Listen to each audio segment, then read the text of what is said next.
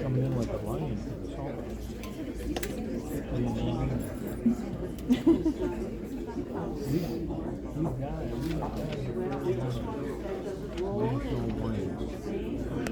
Which is a big name. We seem to be in the preview.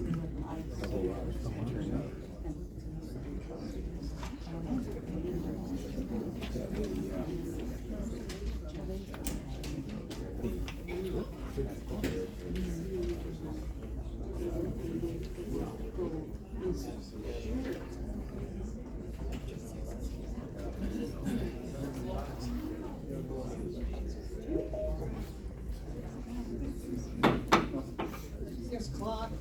This is called the Rusk County Board of Supervisors meeting order, February 27th, 2024. Roll call.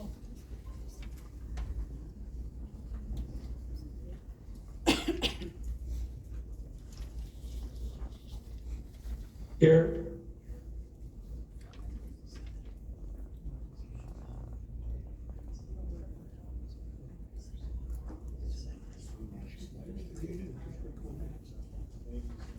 Present.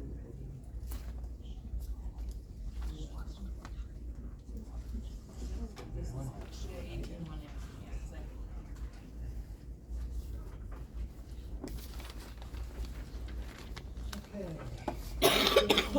Bill Undershoot and the Pledge of Allegiance led by Tony Holliger. Please stand. Lord Jesus, we come to you tonight acknowledging your goodness. We ask you tonight for your help, that you would give us courage to do the right thing, and wisdom to make wise decisions for the county. I pray this all in Jesus' name. Amen. To the flag of the United States of America and to the republic for which it stands, one nation, under God, indivisible, with liberty and justice for all.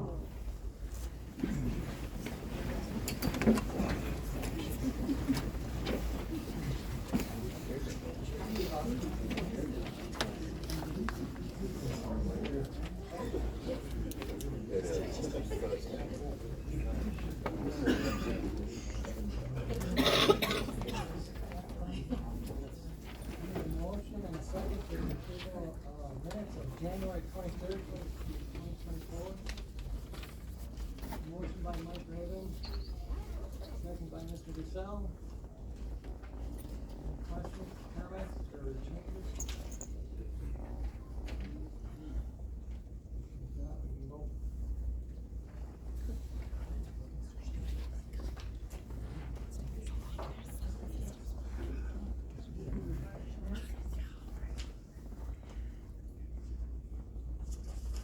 Yes.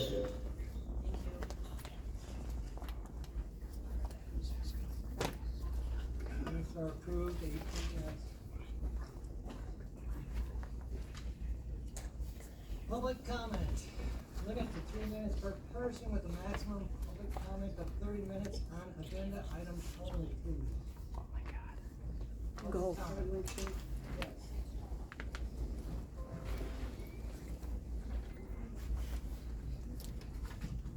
Joanne Spooner from Conrath. County residents expect this board to use their tax dollars wisely. Fiscal responsibility is always on your minds.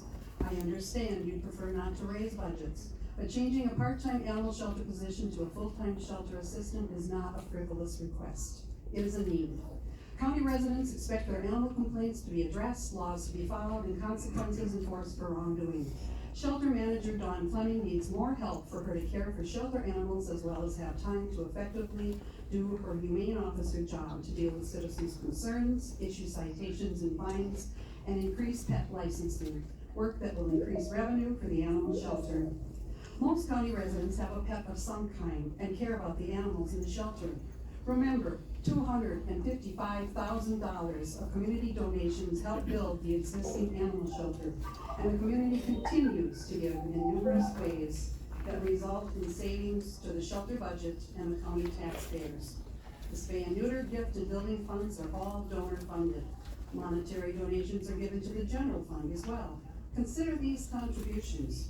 Individuals leave a portion of their estate to the shelter upon their death. Funeral memorials are often designated to the shelter. Monetary donations are given to provide medical care for an animal needing surgery, or to pay an animal's adoption fee to get it out of the shelter sooner. An individual provides the funds to neuter 15 cats taken to fix a pet. Individuals donate money for spay and neuter vouchers that help county residents pay to get their pets fixed and reduce unwanted animals. The Heath family does a yearly fundraiser to benefit the spay and neuter fund for shelter animals. Profits from donated aluminum cans go into the spay and neuter fund. Residents see the wish list of items needed on the shelter's Facebook website and often bring in cat or dog food, cat litter, cleaning supplies, blankets, toys, etc. Residents go online to the shelter wish list on Amazon or Chewy.com and purchase items that get shipped to the animal shelter. Community concern for the animals' needs has historically reduced county expenditures for the shelter. Ironically, this community goodwill has allowed county officials to think the shelter budget can be lower than it actually needs to be. Plenty of community members are going above and beyond paying their taxes and are making contributions that help the shelter operate better. I would like you board members to recognize the animal shelter is a valuable county department serving the community, and that you need to do your part to support that department head by helping to lessen the difficult workload of the combined shelter manager humane officer job. I urge the board to pass the resolution that works towards changing the part-time shelter worker to a full-time shelter assistant. Thank you. Thank you. Any other public comments? Yes, please. Hi, my name is Terry Nelson, and I am a resident of Dewey Township. I'm here today to get some questions answered, and I hope that'll be part of the presentation. Very concerned about healthcare in this community on a couple different levels. I'm concerned about what's being done for consideration for the program medical and admin staff, as well as what's being done to bring more medical into this community.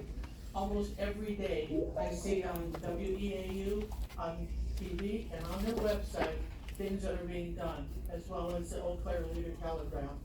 I see that Eau Claire County, Chippewa County, the cities of Eau Claire, Chippewa Falls, and Augusta are all doing things. And what I'm here today is to find out what Rusk County is doing and which supervisor is leading that goal. Thank you.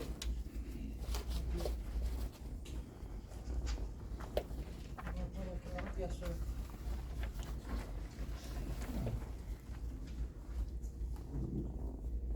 My name is Kurt Gherkin. I grew up in Ladysmith, and I'm here to speak in favor of the HCA charities to purchase the old Marshfield Clinic property and building.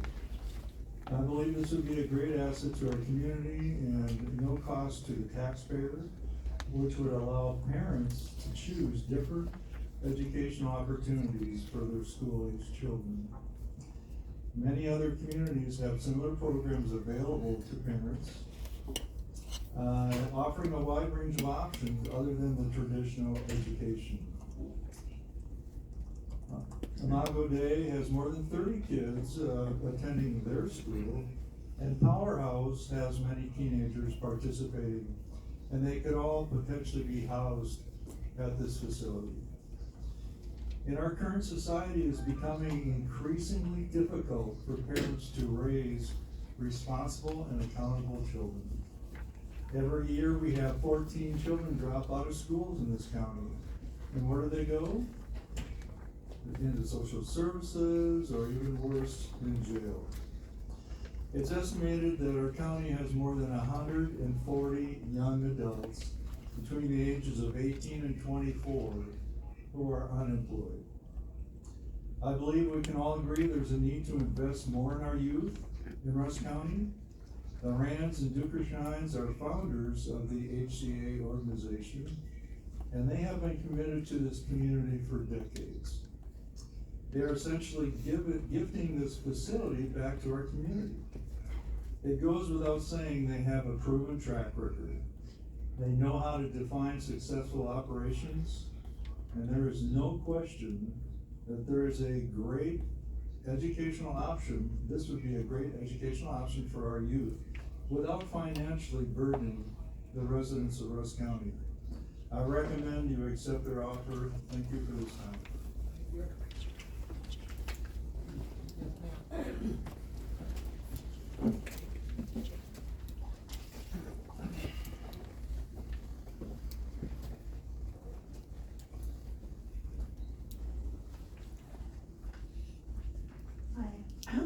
Anita Deerhammer from Bruce. I'm here to talk about the potential sale of the former hospital property to a local entity with the clinic building included, with no public input, without putting it out for bids, with barely any public notice at all. It makes one wonder if and for how long this has been the plan, at the very least months, if not longer, and how many board members are actually involved in it. At the very least, it has the appearance of corruption and a secret hidden agenda. This isn't just me talking. Many Rusk County citizens have told me this is what they think. It isn't a pleasant feeling to be this cynical about your local government. It would seem there is an attitude of impunity, as in, we think we were elected to do whatever we want instead of what is in the best interest of the community we represent. I am not objecting to the offer or the school. It just shouldn't be the only offer. There needs to be a public process. This board wouldn't even entertain the idea of selling the land with a building on it to at least 2 entities seriously interested in pursuing that option. Many people wondered why at the time, and it seemed evident there was some hidden agenda. Was this a plan all along? Why do you need to go into closed session to discuss this? The Wisconsin statute 19.851C regarding closed session states, deliberating or negotiating the purchasing of public properties, the investing of public funds, or conducting other specified public business whenever competitive or bargaining reasons require a closed session. There doesn't seem to be any negotiating involved in this deal. There is an offer to buy for a specific amount, period. Is there something about the deal you don't want the public to know? What is the huge rush? Just the fact that it ranks lower on the agenda than boating and recreational trails says something. Maybe people will be bored and leave before you get to it. If you are determined to sell it, at the very least, put it out for bids. Allow a reasonable time and cast a wide net. And please don't shut the public out of the process. Transparency would go a long way in building trust. Thank you.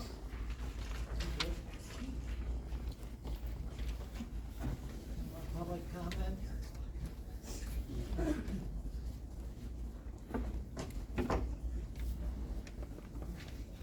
I was standing I'm first. sorry, I couldn't see you. Go ahead,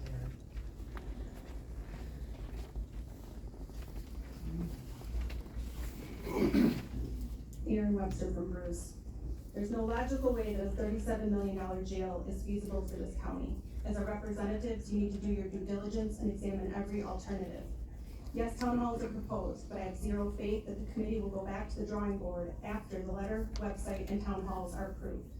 Public input should happen before all of this. We are at the point that the committee and architects will be pushing this as the last option to get into compliance. $37 million is $8 to $9 million less than the first option in November, but it certainly still is way too expensive. I look around and most of you are not new here to this community. How exactly do you think this will affect your constituents, your friends, and your neighbors? Does something have to be done? Are we in violation of classifications? Yes, and sure we are. The issue of public safety and following classifications don't automatically necessitate a $37 million price tag. There are so many unanswered questions, and in many of our opinions, these questions need to be answered before approving a letter, a proposed location, and a propaganda website. Why are you willing to take the next 20 years, of which my kids will then be grown, and make it so that we will never even consider doing something better for this community? Why are you willing to squeeze the life out of the tax base for a jail that most of us will never use? Why not think creatively and actually think about helping the people of this community before they ever commit a crime and need to be incarcerated? It's such a nice concept to consider the jail the most important public safety measure. How about more funding for mental health and addiction issues? Real public safety is working to stop crime from happening in the first place. If a home is broken into or a person is assaulted, you haven't kept people safe. But by putting them in jail, you are punishing them, and that has its place. But when we try to justify $37 million for public safety in this community that cannot afford it, it's hard not to roll my eyes. Second, you need to stop and think about this offer to purchase the clinic and property. The tear down isn't even complete, and already a vulture is ready to swoop in and buy our property in a non-competitive purchase, and this is wrong. I thought we tore down the hospital and clinic to make the land so much more attractive to buyers. It is such a valuable piece of river frontage, you guys would always say. It would bring us so much money, and I thought that's why you were willing to tear it down. But maybe this has been the plan all along, to sell it to this group. Not one person that I've talked to is happy that you tore that hospital down. And now here we are, willing to entertain the lowest bidder on our property. And I can't stress that enough, that this is our property. And you were elected with the responsibility to make proper decisions for it. As a voting bloc, you either have an agenda or are seriously not concerned about the sale of our property and our money. Vote no to this sale. Hang on for a second and consider using the clinic for our own needs. If after careful thought, put it out for bid, and they can put in a competitive offer when you offer it for sale. Expecting otherwise from this group is proof that money can buy power and influence even in our local government.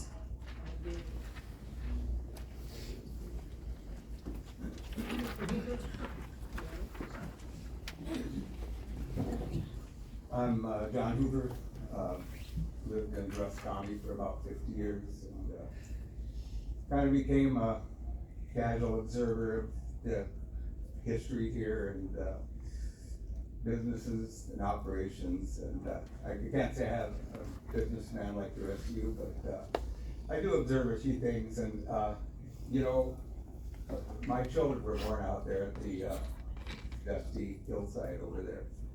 And so I do have a roots. I love this county and this town. And, you know, a long time ago, you know, the loggers came through, lumber barons. They took a lot of resources, built their mansions elsewhere. And the farmers, poor farmers took over family farms. Eventually they got factory farms, sold to corporate entities who lost their cheese factories and dairies, and they're going to corporate entities outside of this county. We got the mining, Kennecott Copper, they came, took a lot of our resources. We have just tremendous human resources. And it seems like the business of this area, you know, we're the 50th, the last place in, you know, our financial area in this town. And, you know, the part of the reason is all our resources are going to outside, and I'm speaking in favor of this HCSA. Another thing is we had locally owned community housing sold to bigger places. Now they're not much more than human trafficking places where the profits go to Milwaukee or Madison. And that's something to think about. There's something different about this HCA. The Rands and the Dukeshines are homegrown people, and they've learned how to harness resources from outside of the state, outside of the United States, and they brought them into Rusk County. This is a marked difference from we may get a couple of, a few thousand extra from people from Chicago or some other way that we had talked about, but those profits aren't coming here. We got the big box stores. Everything's going out. The Rands and the Dukershines have learned how to harness resources and people from outside of this place, and they bring them into here. And they're, at this point, I mean, I've seen them, they've had their own setbacks and physical, but they push forward. And they're willing to invest. They're homegrown people. And they bring their business skills. They'll teach people how to use their resources, vocational skills, and you know, I've seen videos of communities that have taught vocational skills and moral skills, and they've had to decrease their jail size, sorry. So let's be the head, not the tail. Thank you all.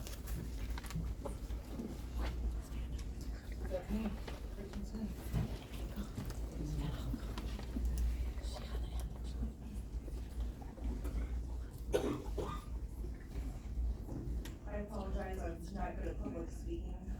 I'm asking the board to table the shelter item on the agenda. You do have a third option that you aren't aware of. Rusk County is one of 2 counties in the entire state that operates their own animal shelter. The 70 other counties contract out animals after the 7-day stray hold, and that is only for dogs. Cats are under stipulations of municipalities who have their own ordinances in regards to cats, so if this were looked into, you could essentially eliminate the 3 part-time positions and just have 1 animal control officer, which under state statute, you are obligated to have 1 appointed, which you have. There's a lot of savings that comes with this through contracting. You can do it per animal, or you can do 1 lump sum each quarter to whatever facilities you contract with. You don't have to contract within your county, you can contract outside with multiple, I mean, it's endless possibilities. I've done the open record requests with other counties, spoken to people on the receiving end and the giving end, so to speak, and it really works well, and I think you guys would be silly to not table it for now and explore this third option. Thank you.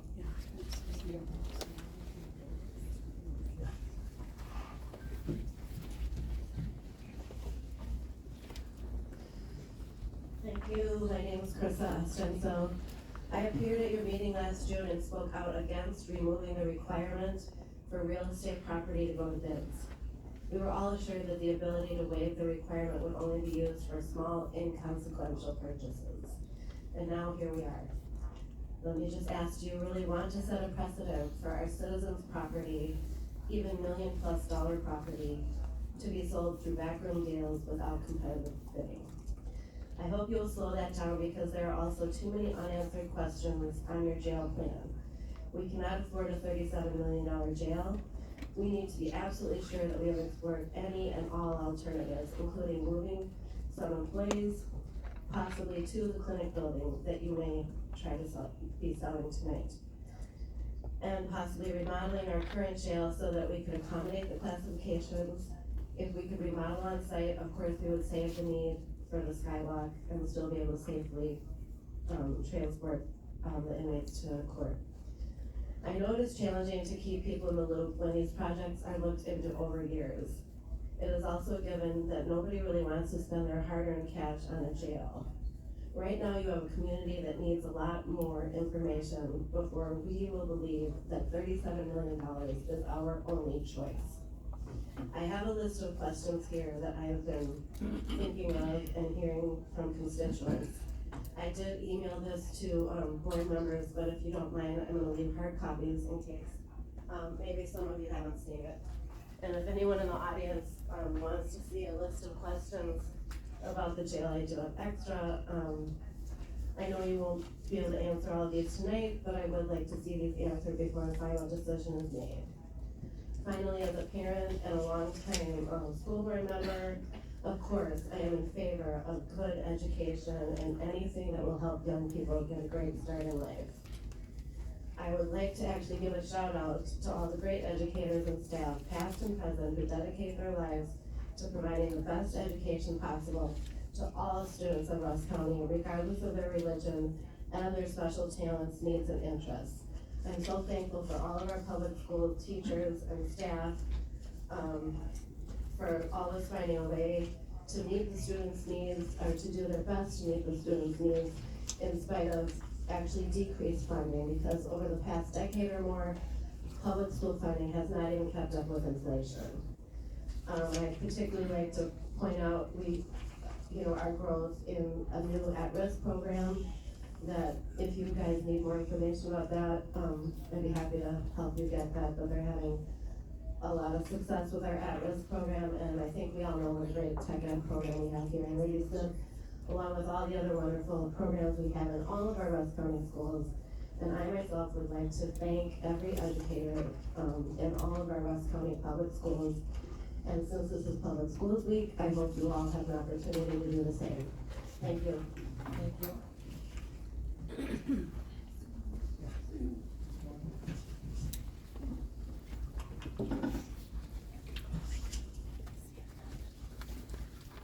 Good evening, Sue Moore from Ladysmith. I'm here tonight to speak in support of the new school and the offer to purchase the Marshfield Clinic building and the surrounding acreage by HCA Charities, Bill and Yvonne Rands and Gordy and Deb Petershine. These selfless and spiritually minded people have looked for and found something of great value in the scale of education to provide for our youth. Their vision has been very well thought out as to how to develop a sense of pride in youth in their work, how to be a responsible employee and or later an employer meeting the needs of our communities. And in this process, they will strive to instill a sense of goodness and an attitude of the awareness and enrichment in giving back. They have gone to great lengths to identify and investigate similar successful programs in our area in Eau Claire, Beloit, and other cities. They have given you statistics on the growing number of dropouts from our county school system and how their proposed program could and would have a positive impact on our youth. I see this vision as one way to uplift our youth, many out of the welfare system, and certainly to have a positive impact in lessening the need for greater incarceration from crimes of drugs and alcohol and other related offenses, for they would also be building character as well. I know it's quite unusual, but if I have time, I'd like to read a few excerpts from a poem that some of you might remember from 1993 by Maya Angelou, a renowned poet, entitled On the Pulse of Morning, and it comes from the inaugural address for President Clinton.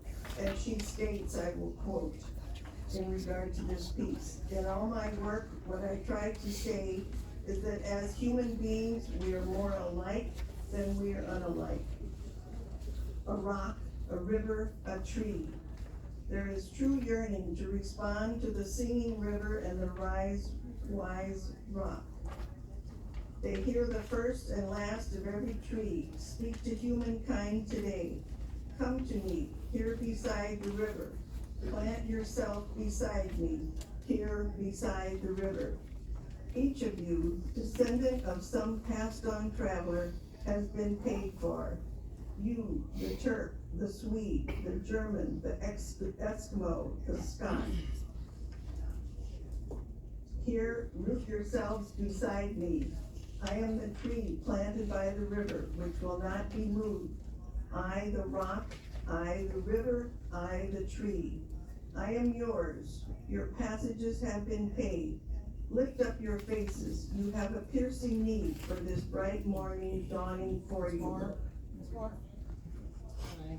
I'm sorry, but thank you for this time. Thank you all.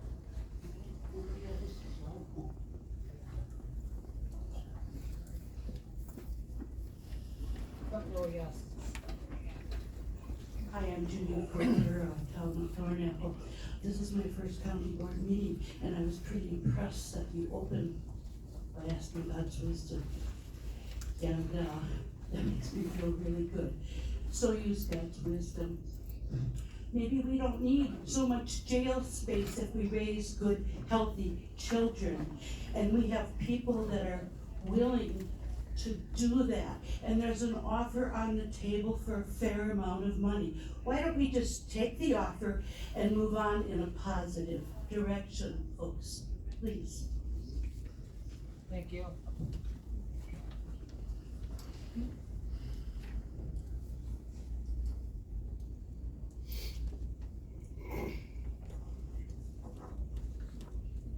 Any more public comment? Let's squeeze a couple more in. Anybody out in the hall have anything, public comments?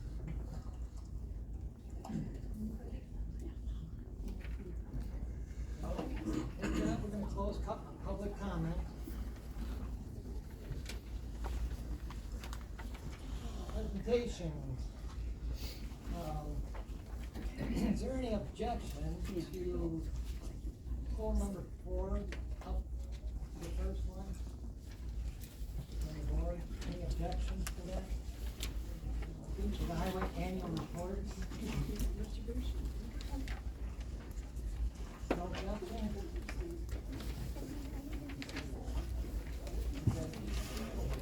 Okay, so our Commissioner Scott Jones is out on a leave. So tonight, presenting the 2023 annual highway report, we have Andy Mountner and Emily Van Doren. Alright, well, this has been a while since I've done this, so I'm a little nervous, a little shaky.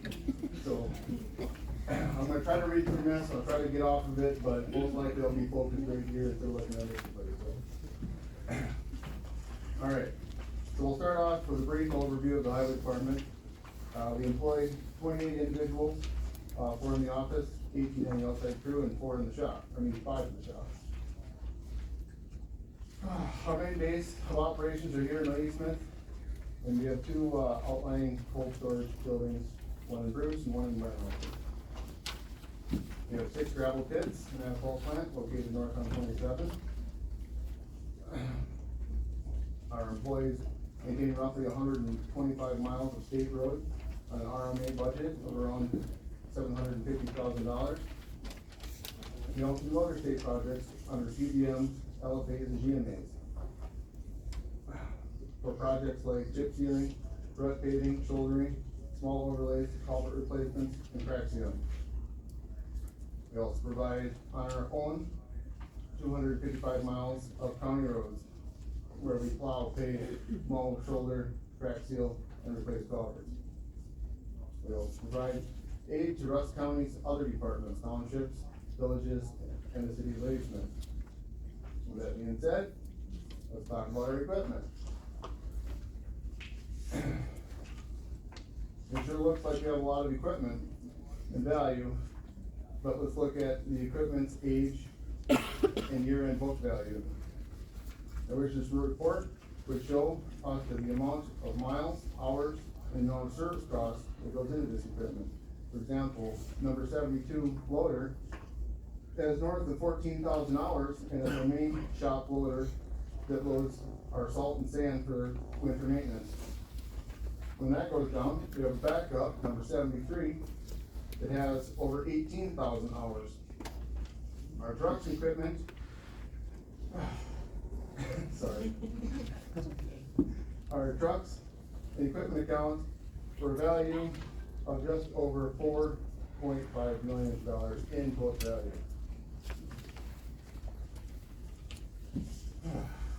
Okay, the 2023 county road system expense. Basically, what we did in 23. This last year, got a lot of cleanup. It was a year of cleanup, basically, from last year's winter storm. We spent $163,000 in storm damage cleanup, and another $101,000 worth of woody vegetation, and we're still working at it. There was a program, and Emily, maybe she can shed some light on that. Yeah, we worked with the emergency service director, to submit a, reimbursement for, equipment and labor, overtime labor. And between us and the forestry department, we submitted was $94,451.07, and they reimbursed 70% of that. And so we should be seeing in the next couple of weeks, $66,115.75. And that, I think, goes back to the general fund. And it's in 23, right? So most of them, it'll go to the respective budgets. Yep. Alright. Back to the brass tacks here. We've been lucky and fortunate this winter, and thus far, but as we all know, things can change. Last year was a harsh winter. $900,000 in winter maintenance. Let's hope we don't see that again. As far as paving, probably up there, I don't know, I'm just gonna keep reading. As far as paving, we spent $351,000 wrapping up County B project that began in 22. We spent $185,000 on County G, that was the Grinder Bridge project. $310,000 on County I overlay project. Bridge construction costs were roughly around $361,000. Of that, as many of you can recall, the bridge on County J that had failed and needed to be replaced, that we replaced with a large multi-plate culvert, and that project cost was around $88,000. Next slide, we've got our bridges. Rusk County only replaced one bridge other than that one on J, and that was south on B, crossing Main Creek, south of Walrath Road. And as far as I know, there are no new bridges set for this year. Then next up, we've got the county road segment inventory and value. After that, we've got our summary of pavement ratings, with only doing a few paving projects last year. We brought down our average. So in order to raise that average, we need to catch up with the failing roads and bring them new, so they kind of average out. And now we're going backwards. But that takes money and equipment, and we all know it's kind of short. To add on to Andy there, as you'll see there, your average historicals are sitting right around that 6.5. The reason for that is that we're constructing new roads, but our roads are also failing, but deteriorating at the same rate. So in order for us to increase that, we're gonna need put more value in the roads faster than they are deteriorating. Is that a 1 to 10 scale? Is 10 the top rating? I believe so. Like I said, I've only had like a day to prepare it, so. Okay, next, let's go on with the, Commissioner Scott Jones' 5-year road improvement plan. So, what I've noticed with this, and this might not even supposed to be on there, but I think we're missing the County M, bill project. So that's gonna be a $1.14 million cost for the county, but overall it's a $1.7 million project. 5.7, sorry. And that's scheduled, it looks like, in 26. So that's gonna take a hit on our budget. And with that, if there's any other questions, the only other big project we have this year is County P from 27 Parker Road. On the road ratings, who does the ratings? Scott does.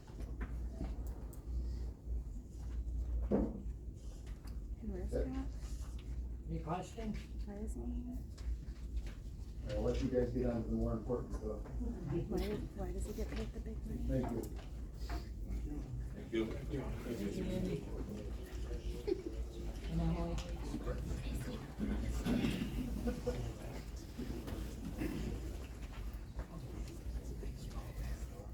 Okay, back to the top. Jail presentation by Samuel Group, Kurt Berner. Okay, since June of 2023, Samuels Group and Venture Architects have been working with the Ad Hoc Construction Committee to research possible solutions to the issues facing the county with our current jail facility. We have here tonight Kurt from Samuels Group, he's in the vest, and Corey and Kyle here sitting next to the Chief Deputy from Venture to discuss the process thus far and present the proposed new jail location and the community marketing plan. All right, good evening, everyone. Good to see you here again. I'm very thankful for all the community being here tonight.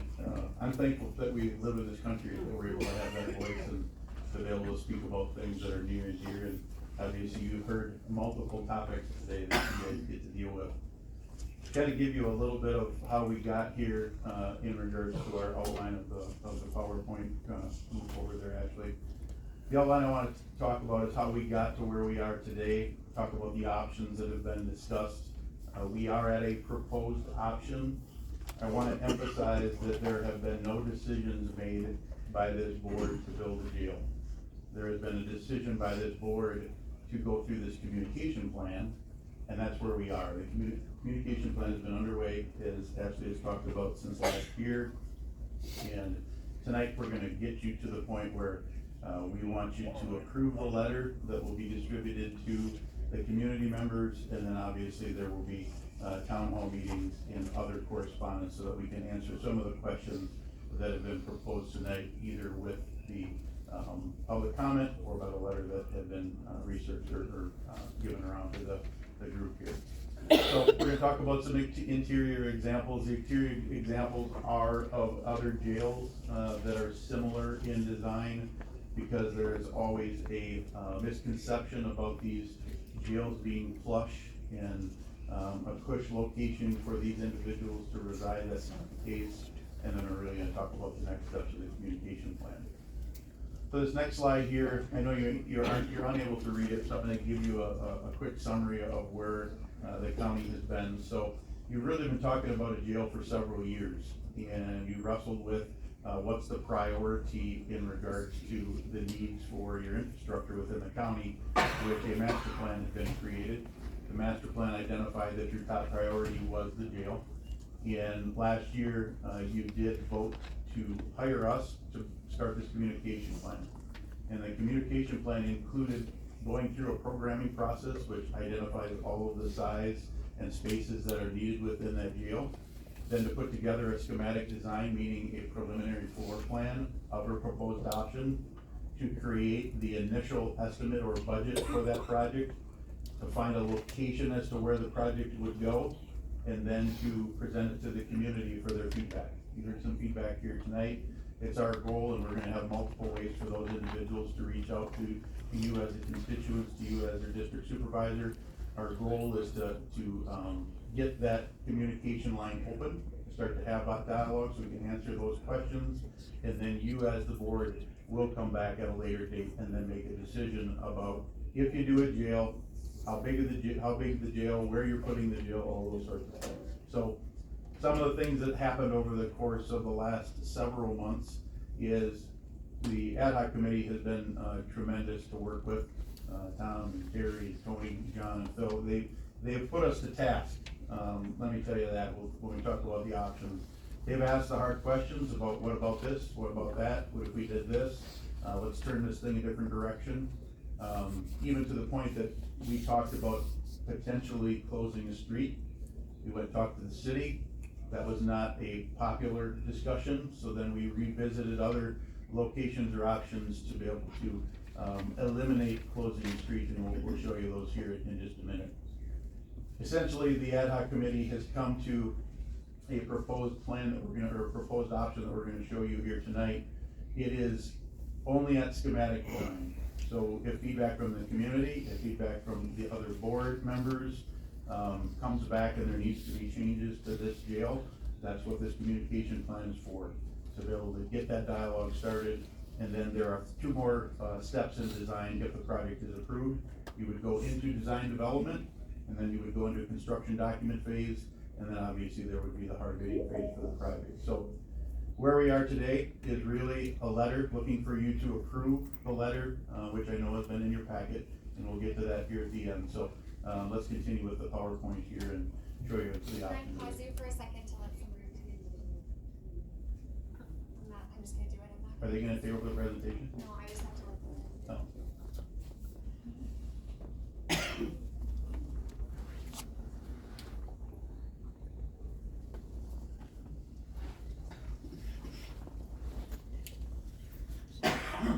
Okay, so these are small, but every one of those boxes that are there on that slide are different options that has been explored. So I'm not gonna go into intricate detail with each one of them, but essentially, it was looking at solutions around this campus. There was even talk about if we built on a green field or a different location and separate that building.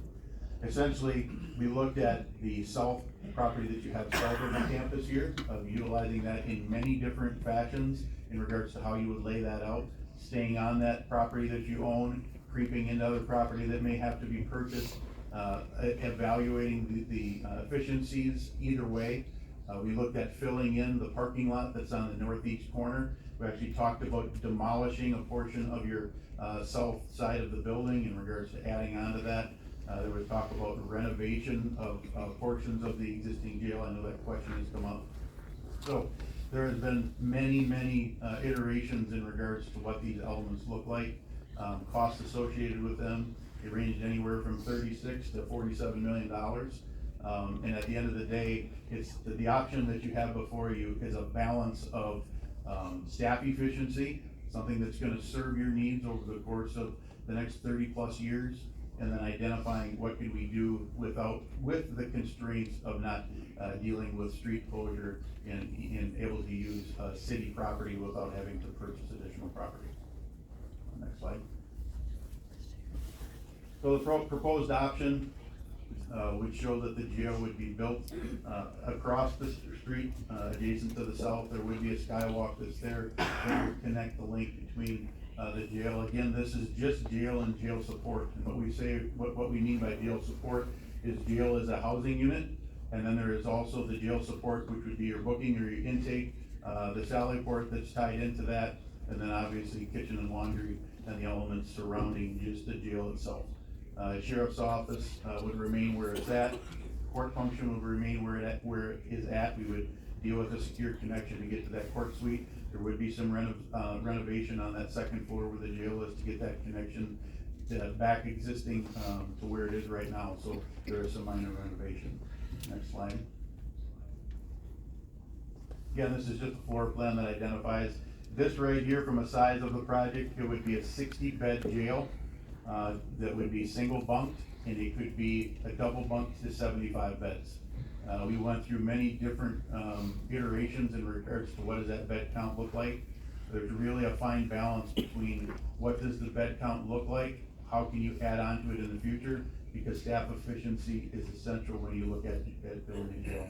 Your capital cost on the jail, it isn't a significant number, but over the life of that jail, the staff cost associated with it will exceed what the bricks and mortar cost would be. So this has been a balance in regards to those elements. We are sitting at right now 18 classification areas that we would be able to do with the segment, and we'll go into some more detail on those segments when we start to explain that in the town hall meeting. So next slide. So we do have a video here. This is just a still shot of it. I'm going to let the video play here in a minute. This video will be on the solutions page of the website, and we'll get to the website here in a little bit. But we thought that a video would be the best way to represent to community members what does this building look like. Now understand that the colors that are shown there may be different. There may be some tweaks in regards to the overall concept, but there's a floor plan that's behind this video that you're going to see to be able to support and represent what this would look like. The things that are tied into this really give an element of how do we not affect the downtown with the jail. It's been one of those things that we're gonna put a jail here, even though the jail is already here. What are we doing right on the main street there? And that's what is tied into this. So I'll let the video play here. The members of the Rusk County Board are encouraging your feedback regarding the proposed Rusk County Jail. The design for the new jail is straightforward, yet weaves in a contemporary style that remains contextual with its neighbors.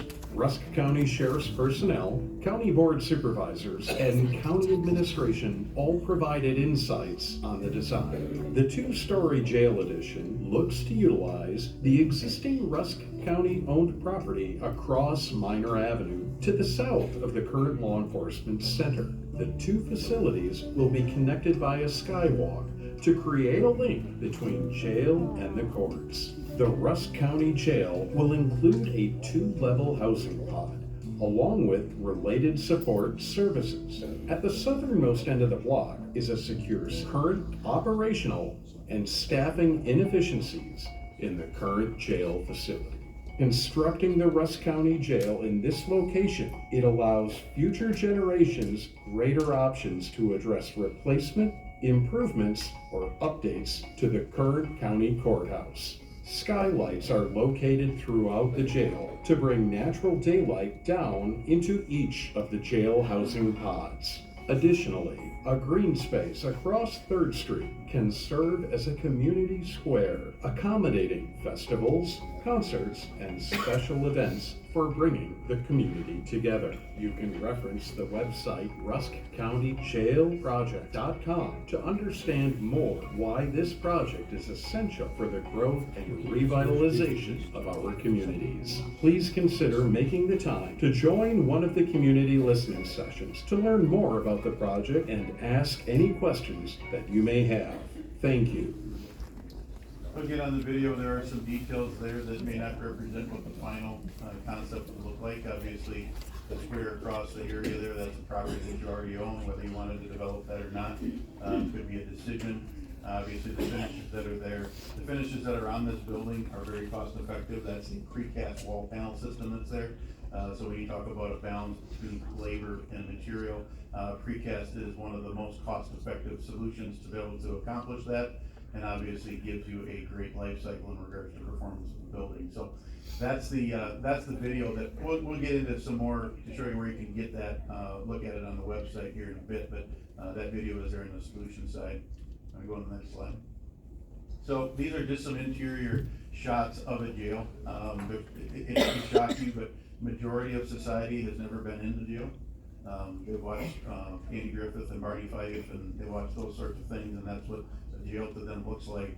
The reality is that a jail is a cold concept in regards to a lot of concrete, steel, and security that's tied into that. So this here would be this is a receiving area, a booking area, and you're going to see that space that are in there, those are individual cells. Now, one of the big things that's tied into corrections right now, and you're going to hear us talk about classifications, and I'm not going to get into that tonight for the sake of time. I hope that you'll look at the website and given an explanation of what those classifications are, why you have to comply with them.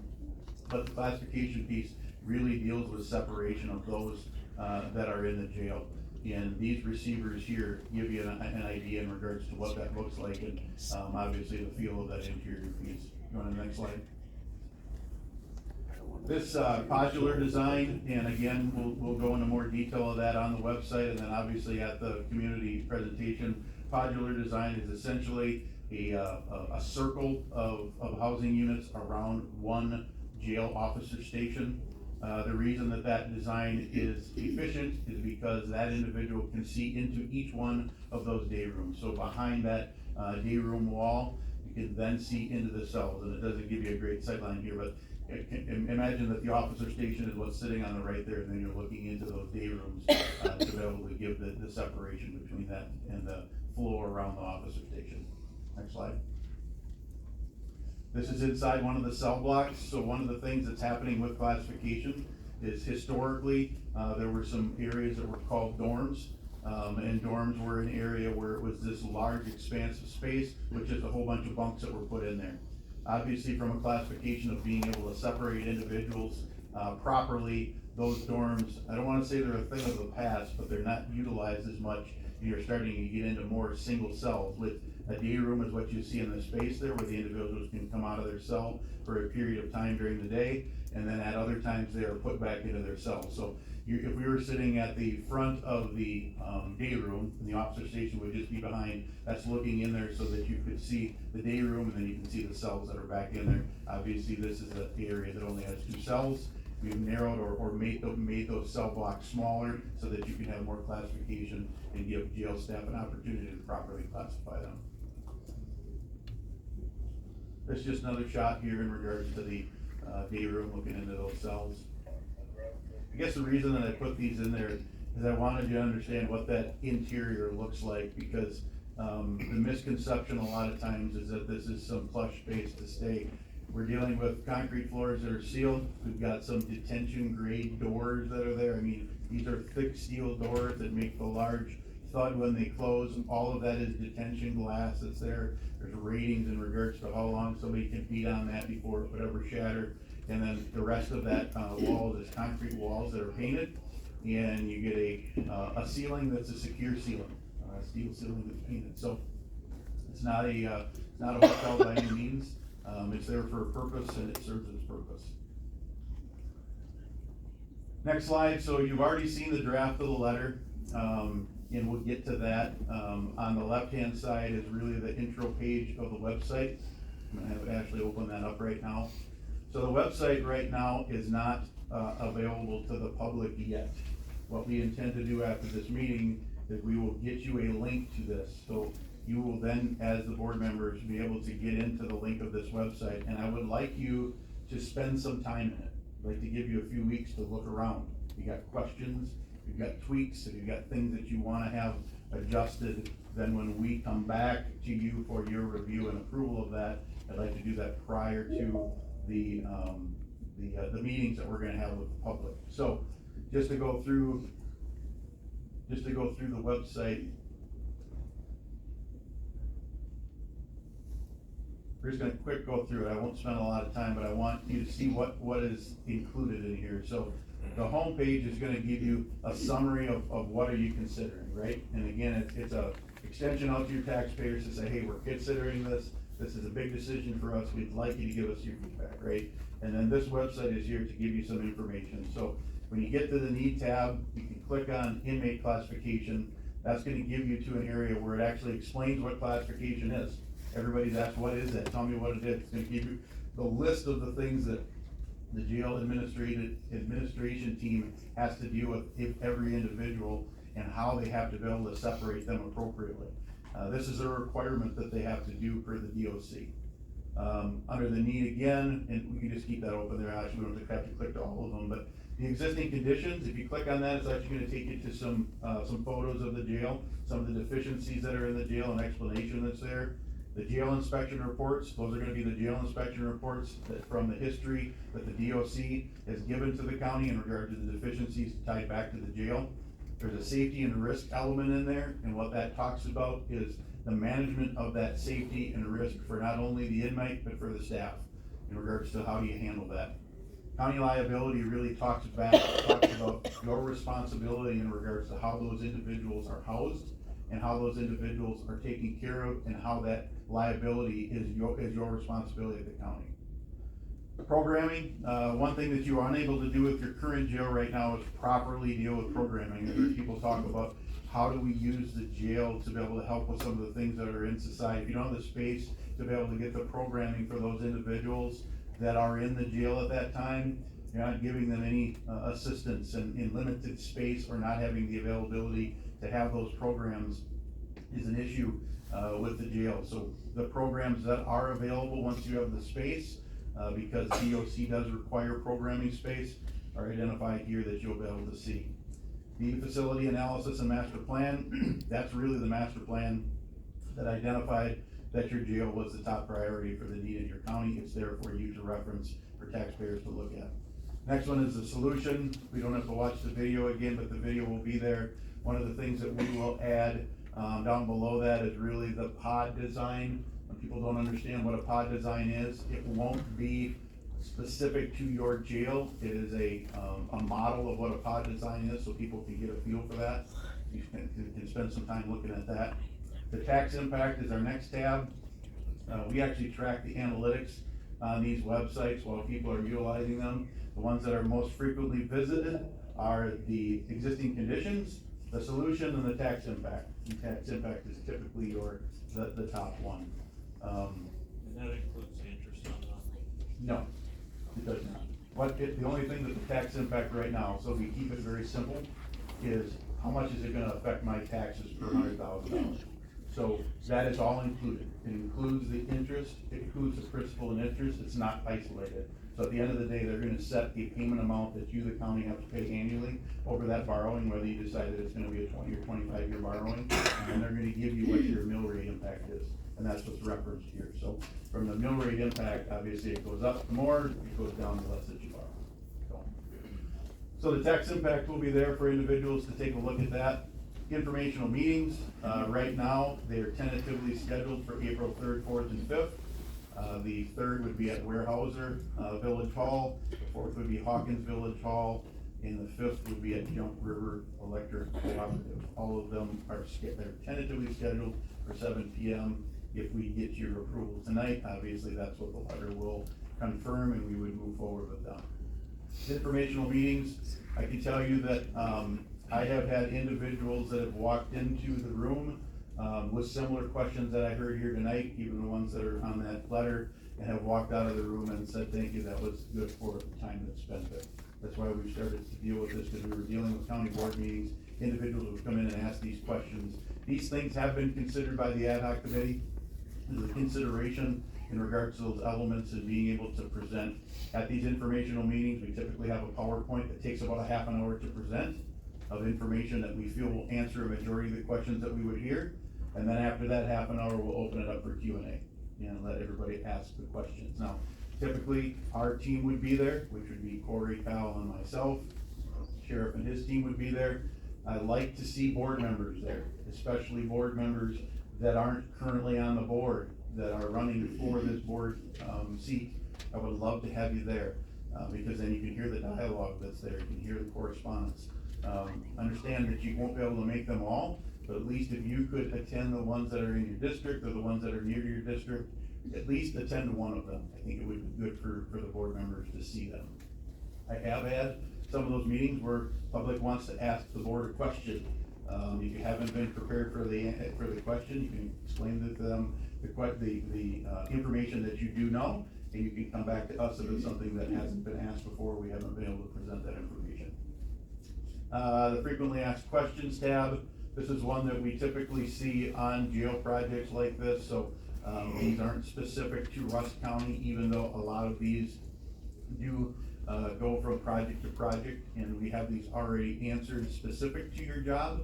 The question is something that is common. The response is different for each county. So just understand that we've started those frequently asked questions. If we start to see at these meetings a consistent question that's there, we'll post it on the website so people don't have to ask that. Testimonials is really a statement by individuals for the need. The sheriff will have a testimonial here. Brad Hoover will have a testimonial here in regards to the position on why a jail is needed. And then the last one is the contact page. So we give an opportunity for those members of the public to put their name in there and their email. If they don't want to, and they want to be anonymous, that's fine as well. And they can put any message that they want in there and send that. It doesn't go up into an abyss. It goes to our staff. If it is something that we can respond to specific to the construction and the build, we will then respond to that. If it's a question that is specific to the jail operations, we would have the jail, the sheriff and the jail staff chime in on that. If it's something that's specific to a question for the board or county administration, we would then get you guys involved. I like to turn those around within one business day. We don't always do that when many parties have to get involved, but I also don't want an email sent out and it just sits there so the individuals feel as though they're not being heard. So we do our best to stay consistent on that. So, that's the website, again, after the meeting tonight, it'll probably be tomorrow by the time we get done, we'll get you the link. And again, right now, this link, you can't go out and type in Rusk County projects on the internet, it's not live yet until you guys give us your blessing. So you got some time to look at it.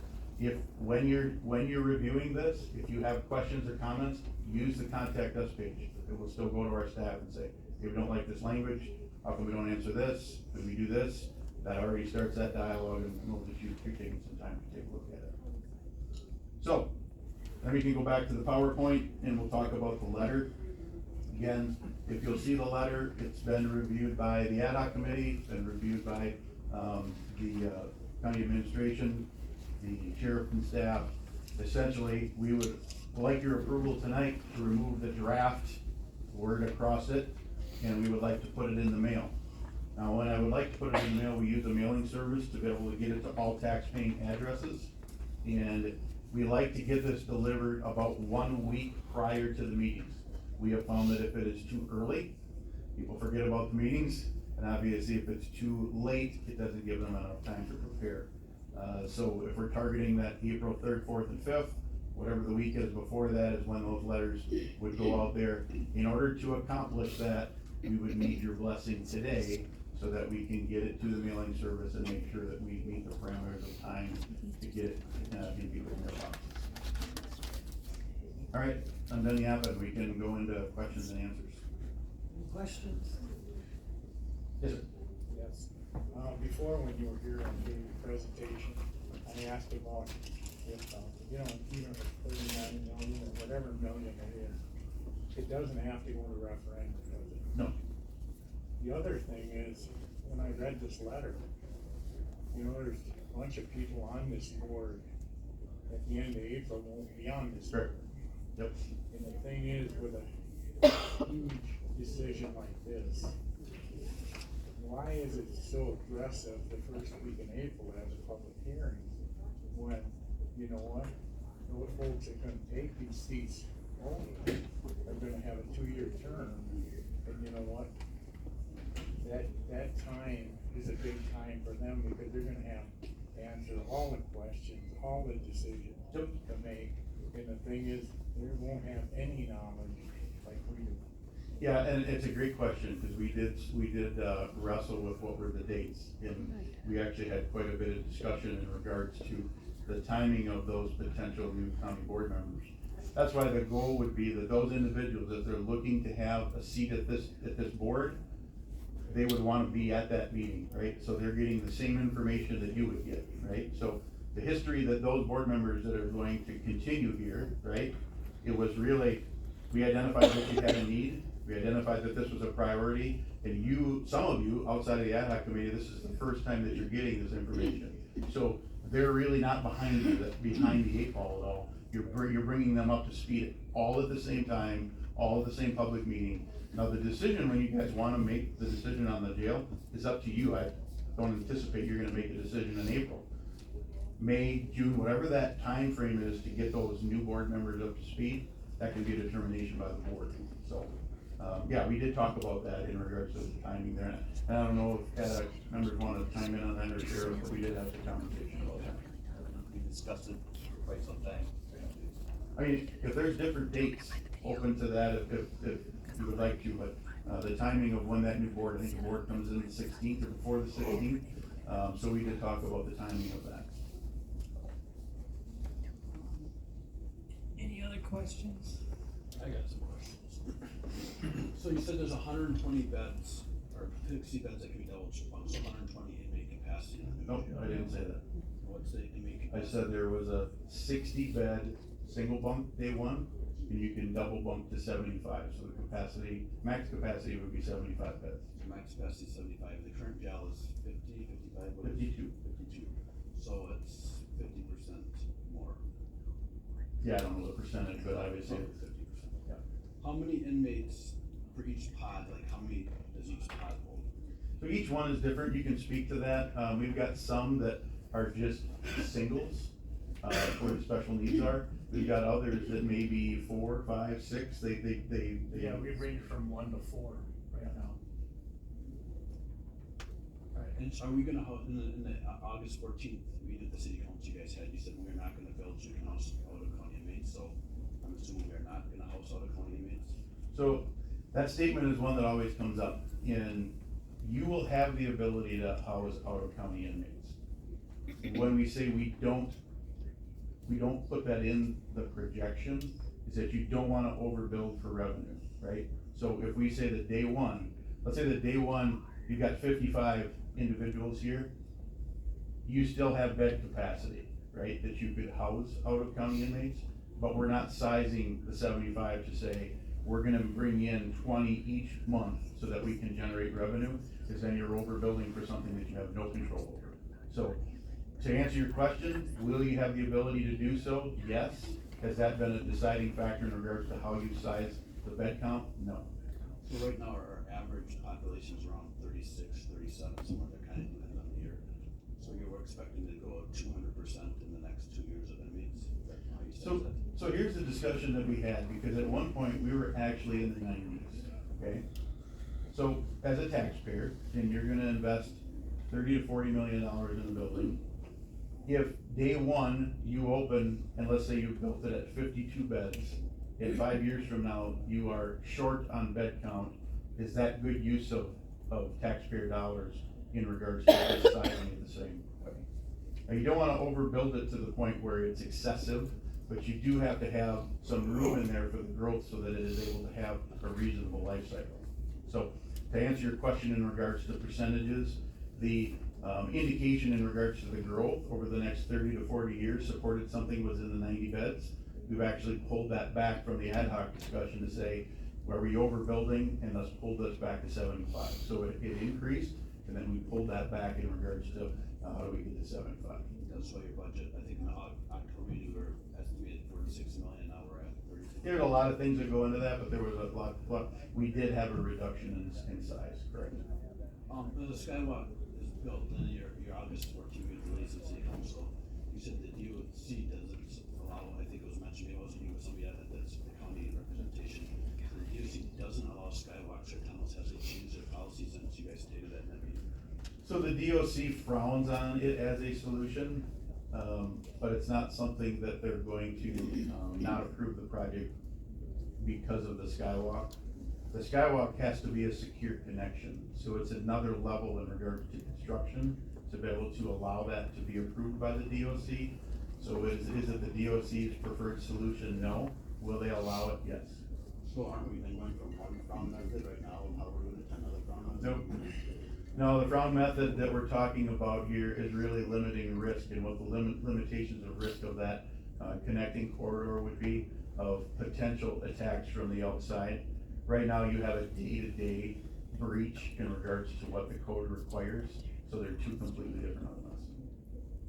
And then I think in that meeting, you mentioned that you had concerns about a city plow can hit it.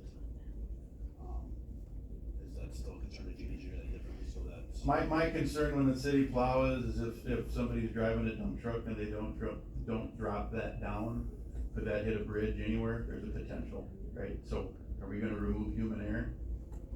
You tell me, we would comply with the DOT clearances that would be there, so it'd be no different than if an individual would hit a bridge with a city truck. So it sounds like something I would say though, so I probably didn't make that statement. Alright, so the concern right now is that we are, and then the report from the DOT, or DOC I should say, is that we don't have enough spaces for classifications.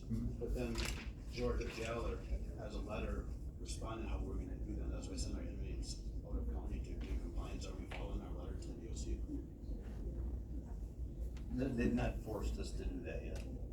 So we could start following what we said in our letter to them out of county? You can, but every time you take an inmate outside of the jail, the risk for escape, safety concerns, crashes, anything happens.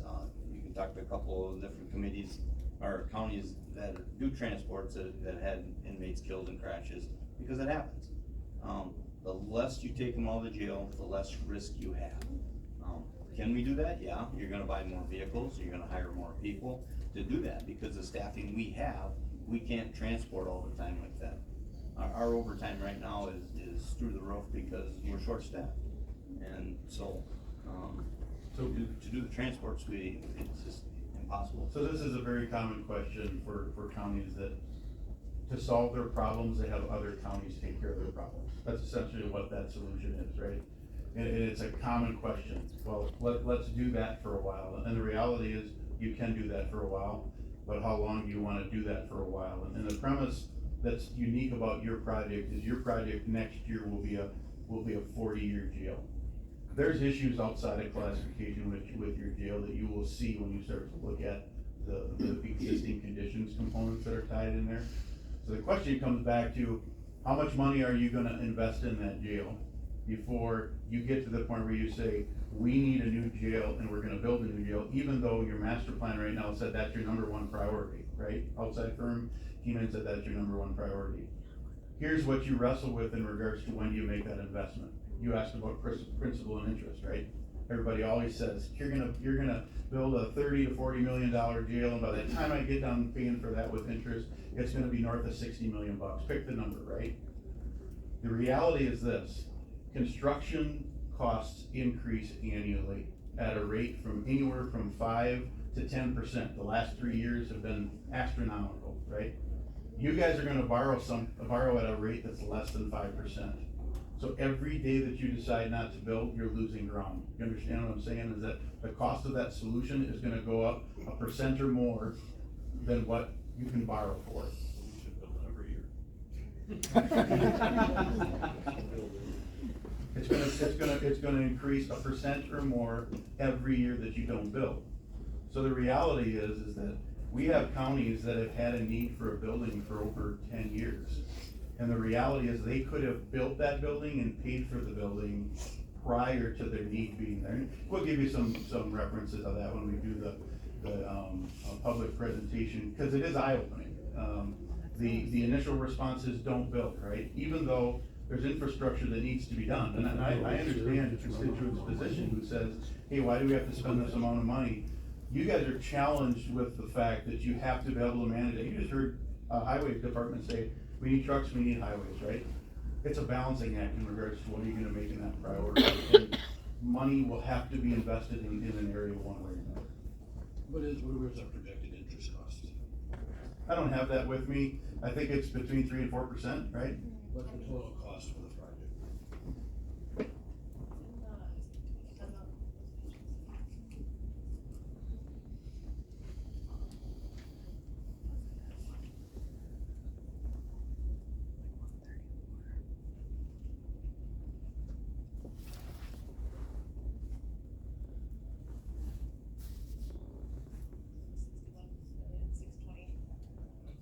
$61 million for interest or total? Total. 61 million, so you said it was about 36 million per building, so we got 25 million. I didn't say 36 million, 38.5 is what that one is referenced. I don't know where the 37 is coming up. 23 million in interest, over $1 million a year. So have we looked at, if we took that, just $1 million a year in interest, we could hire a couple deputies and pay for, if it's 5 inmates out of housing, what is the cost per day of out of house? Let me help you there. The question is great, and I'll have that ready for the public meetings. I know your question. We'll be able to give you those answers. And I can tell you right now, the investment in regards to what that staff is will be offset by what the increase in cost is by Delaney. Because here's my question to you, and I want you to think about this, because this will be something that you have to think about when the rubber meets the road. Your jail is still gonna have needs 15 years from now. How are you gonna solve it 15 years from now? Because under the premise that somebody says, I don't wanna spend any money on interest, you know how you get away from that? That means that in 15 years from now, you have to have enough money in the bank to build an entirely new jail that from now, right now, at $38.5 million, it inflates, let's just say 5% of cost in 15 years. You have to have that amount of money in the bank 15 years from now to build it, so that you never have to pay interest. That is a fact. And when you run those numbers, and we'll give you that in the public presentation, that's why counties will build new infrastructure, because the math makes sense. I know your question. It makes sense that taxpayer don't, we're the ones that have to foot the bill. The taxpayer will foot the bill either way. You still have to pay for that. So it's a matter of over the life of that building, So my question what makes the most sense. Cost to do higher night shift patrols. We'll get you that. I guess that's what I'm saying. The question is. So we can't advance tonight if we don't have that tonight, because you can't ask us to tell the public something that we don't even have privy to the information. I'm not asking you to tell the public anything until we get to this public meeting. I'm asking you tonight to send them a letter to say, please come to these town hall meetings. Between now and the town hall meetings, if there's things that you want me to present to them, please let me know. We'll have them prepared for April 34th and 5th. What about Flammable Outfitters, that building, that's the county-owned building, I'm assuming that gets demoed? Yeah, our solution right now, it gets demoed. So has there been an economic impact of losing that business? I know they draw people, they draw a lot of people from other county, other states. We have not run those numbers. Or is that something you're planning on doing? I wasn't planning on it. I'm sure we can get you information. Not sure how you want to categorize that, but. The, future staffing for proposed jail. So say 5 years after we have the new jails, is staffing gonna be the same, Yes. more or less? So we're not gonna add staffing for the jail or dispatcher? Right. Well, what's determined in regards to how you dispatch after you move in, right now we are designing that you will not need to add additional staff. You guys can make that decision in the future in regards to whether you wanna separate that or not. So in your, you guys, I think you guys, Sheriff Wallace, said you said that the DOC isn't too concerned about other issues right now, that they're not even making us follow our letter. So why are we building out a jail if they're not even that concerned about it? Because they're at the point now where, you know, they're working, they've been very good to work with us, with our issues. But they're at the point now where they're saying, you know, you guys gotta step up to the plate here a little bit, we can help you along. We stepped up to the plate and said, we don't need it. So we at least try that and get an estimate on the cost. We had a year, we could get an estimate on it. Certainly go that route if you'd like. Who did the building ad hoc committee make the decision not to go that route, or who made that decision? Nobody that I'm aware of at this point has made that decision. Just a point, those are all good, this is the presentation portion of this, we have the discussion and action item down the line. Okay.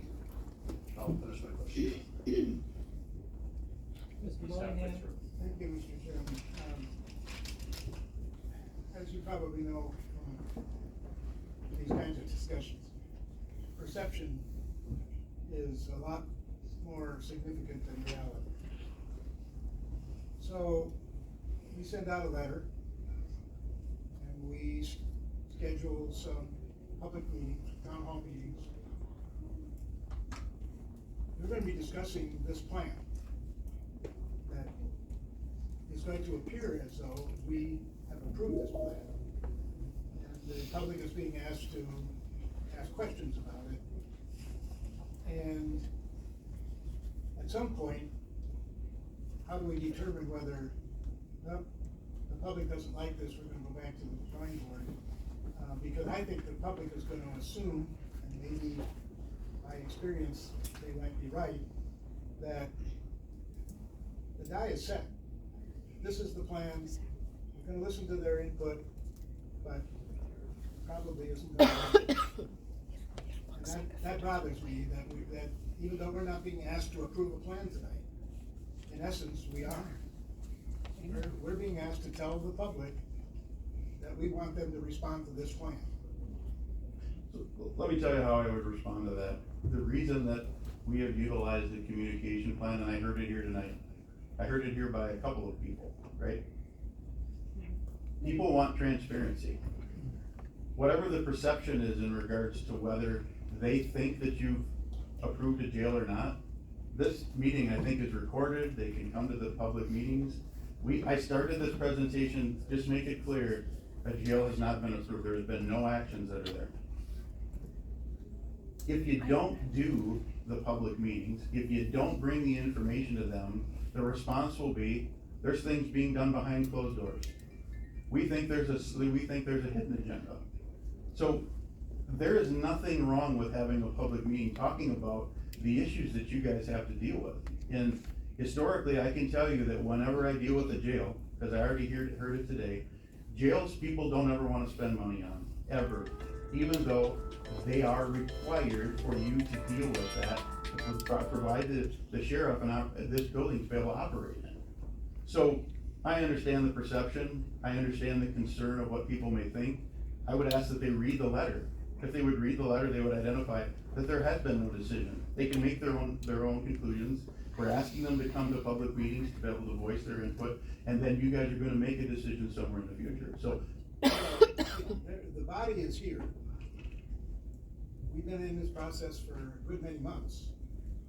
And I guarantee you that there's many of us at the table right now who are not aware of all the options that were considered, all of the factors that were put into the formula that caused you to arrive at the conclusion that you've arrived at. How are you gonna cover all of that in a couple of hours of public, to me. It's more than just the public meetings, that's why we've created the website. We're months behind in discussing this with the public. So you gotta understand that you've gotta be able to get the data to you somehow. And what I'm proposing to you is a letter and a website that has all of the questions that have been raised today, I've heard different ones today, that we can then get you the data. So what you're asking for is you wanna be brought up to speed, we're getting you brought up to speed at the same time we bring the public up to speed. But this body hasn't seen all the options. No, I understand that. But we're actually being asked to semi-endorse No. an option to. Did you read the letter? Did you read the letter? Did you read what the letter states? How did the letter begin? We are asking for you to feedback. Look at the information that's there. If you guys want language in this letter changed, please let us know. That's what this meeting is about. Mr. Meyer? I have to agree with Dave a little bit on this, because we're putting a dollar figure. Yeah. Duly noted. Got me through it, yeah. We're putting a dollar figure on this, and you're gonna present this to the public with that dollar figure. I mean, you can say that the board hasn't endorsed this plan, but we're endorsing you to present it with that estimated cost. Another thing I haven't heard here tonight, and maybe I missed it, it looked like we're gonna put administration building or offices in the new addition, correct? No. We're still gonna use these over here? Has there been any plan for what we're gonna do with the second floor? There is some renovation on the second floor to be able to connect the housing unit to the courts, but the rest of that is open for future development on that floor. So is any of that figured into this cost? No. So that could be, who knows? If you decide to do anything right away. There's nothing stating that has to be done immediately. The awful expensive storage. So I'm confused, and here's where I'm confused, and I'm not trying to be difficult. But the statement was raised, we've already put a number on it. If we came here and said, we're gonna talk about a deal, we didn't bring a number, I just had that. How come you didn't think of that number? Why didn't you bring us a number? We have to start somewhere. We're starting with the information that's been collected through the process to get to this. At the end of this process, if there is feedback in regards to changes that need to be made, then you make changes, but you have to have something. I couldn't come to you tonight and say, hey, we're gonna build a jail, and you said, how much it's gonna cost? I don't know. That wouldn't work, right? So, you're not asking, there is no, bond resolution before you tonight. We're asking you to send a letter out.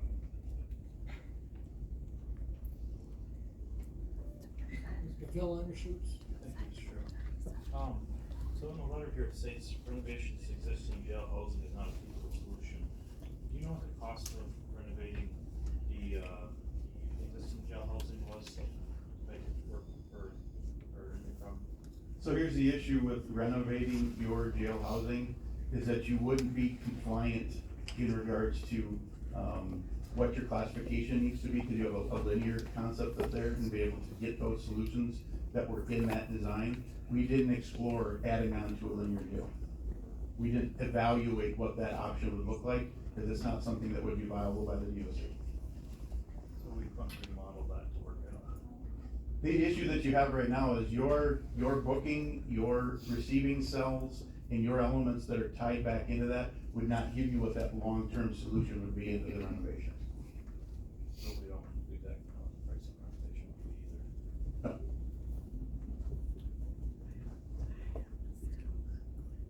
No. Any other questions? Mr. Randy Taylor? Regarding regarding the skywalk over there, do you need to get city approval? to put that in?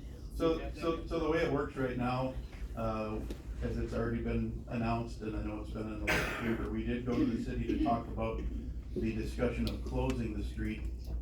They were opposed to that. The question was raised about why can't you build a skywalk? So then we've pursued this option. I have spoke to, the city. The city is open to that option, but in order to have a final approval, obviously, there is a process that goes through plan commission, and the documents have to be much further developed. But to answer your question is that they are open to the skywalk option. If it's approved, obviously you have to get it to, compliance in regards to what their ordinances would be. Yep. Mr. DeSalle? I'm trying to think of how I wanna word these things, Mr. Chairman. I think what he's asking tonight, I think is the right thing, because if we wanna be transparent to the people that put us in these seats, they need to see what is in front of them. We've made no decision here as of yet to build, not to build, this is the only option. But without the people knowing what the options are, how do we have any feedback? Mr. Phil Undershoots? Thank you, Mr. Chairman. It seems like what you're selling here is we need communication and transparency. And so, do you think it may be more advantageous, like at this county board meeting, we allow teleconferencing, so that the public has easier access to this meeting? Maybe we need to set up to where we have all our committee meetings where there's teleconferencing. That may work to our advantage if we're worried about transparency and keeping the public meetings. I don't know how that's relevant to what we're talking about. However you guys wanna run your committee meetings, go ahead. Do whatever you gotta do. I'm not sure how that's relevant to this. If that's what you decide to do, that's up to you. If we're not, if we make it easier for people to access the meetings, they could have been in every ad hoc committee meeting, sitting on their couch, correct? Your board member, you guys can decide how you wanna handle it.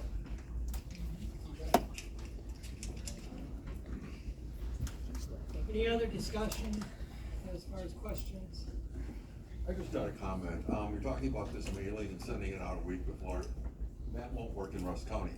I've had letters take 4 days to get from Lady Smith to Sheldon. No, Phil, what I was saying is our goal is to have them in their mailbox a week before. Okay, so you're We gonna have to- study how long it takes to do Yeah, that? we have to get your approval tonight in order to accomplish that, to deal with the slow transport. Okay. Just want you, Yep. make sure you're aware of it. 'Cause Agreed. I was very upset because I needed the letter and I waited.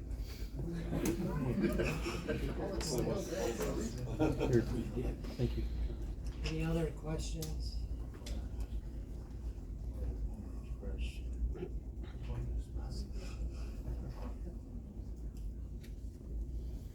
If you wanna do the presentations first, or makes no difference to me, it's your board.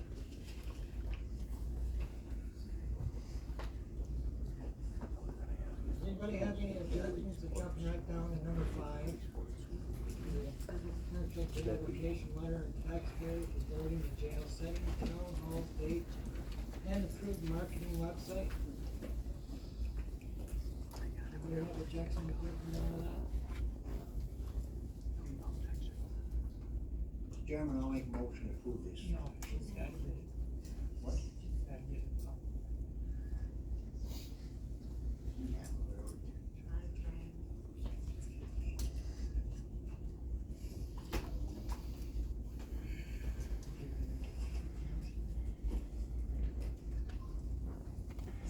I have a motion by Mr. Hauser, second by Mr. Terry Wegwick. Jonathan Undershoots? Alright, thank you. So kind of piggyback on what Terry Dussel says, if we really want the public's input, shouldn't we ask them with a blank slate? Right now, we have a plan that we wanna do, we have all this, should we go to them and say, hey, are you guys for this? You want us to go to referendum? You guys wanna have meetings? Instead of like saying, hey, this is what we're gonna do, and then this sheriff's opportunity to say, hey, this is why we need this, but also, hey, listen to us, but not have a website that says, oh, this is the projected cost.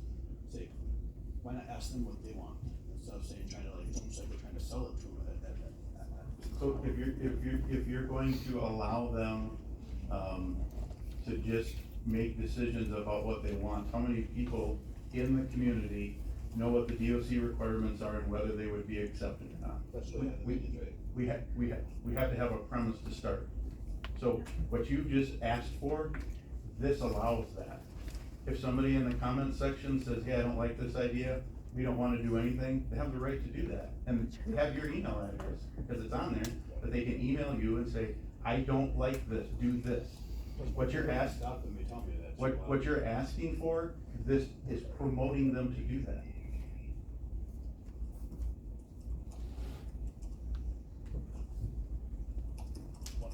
Mr. Willingham. Thank you, Mr. Chairman. You mentioned earlier that we were not, the approval process is later. So. And yet the item on the agenda says approve potential jail location. Yeah, let's talk about that.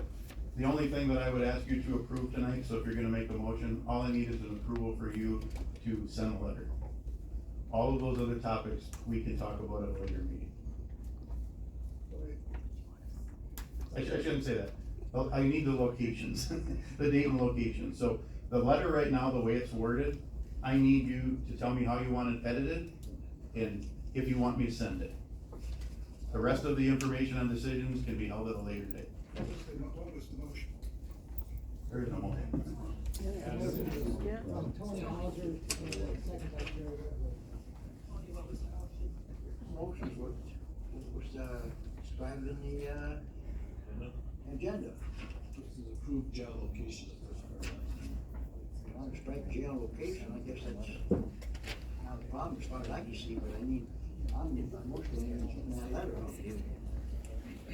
Saying town hall, So send the letters to taxpayers regarding the jail, setting town hall dates on the city's marketing website, is that what you want? Is that okay? Do you want me to amend it? Approving potential jail location and just have approved letter to taxpayers regarding the jail, setting town hall dates and approving that. That would be, a motion to amend that would be appropriate, yes. To remove the potential jail location from the actual motion.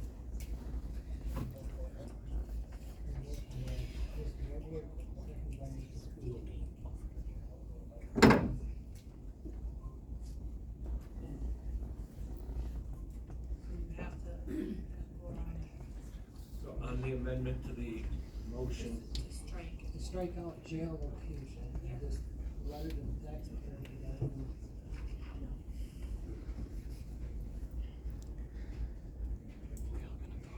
So they're striking out approved potential jail location. Correct. You have a motion, you have a second. The first and second. We can vote on it now. On the amendment. Correct, on the amendment.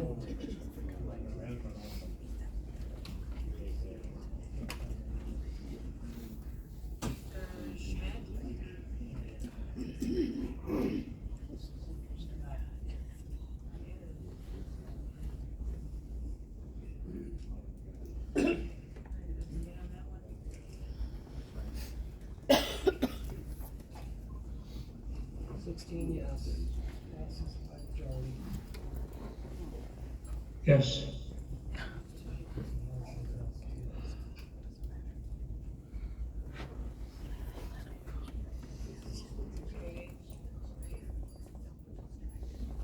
Back to the original.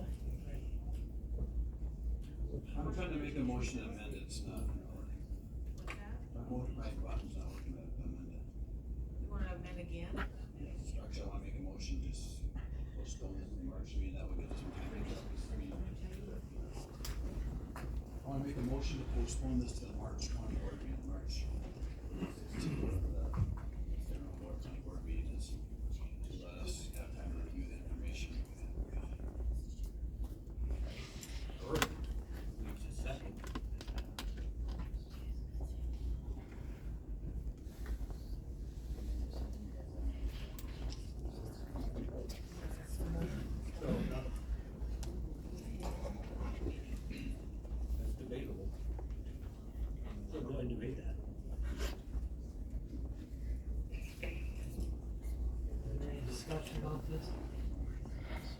read it, I don't know what it So is. it's a motion to, one board meeting. Postpone the Rush County board meeting.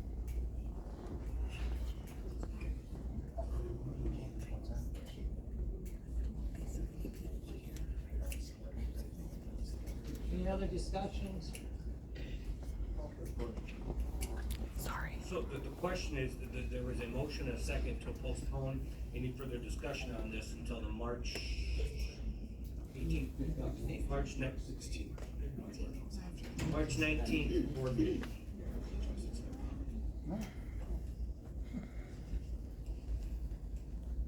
Any other discussion? If not, we're moving on. Mr. Schmidt? No.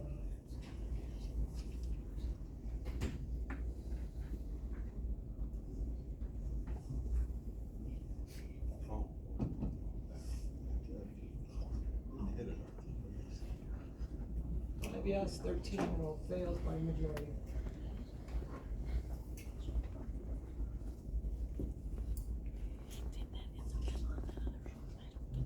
Back to the original. Any other questions?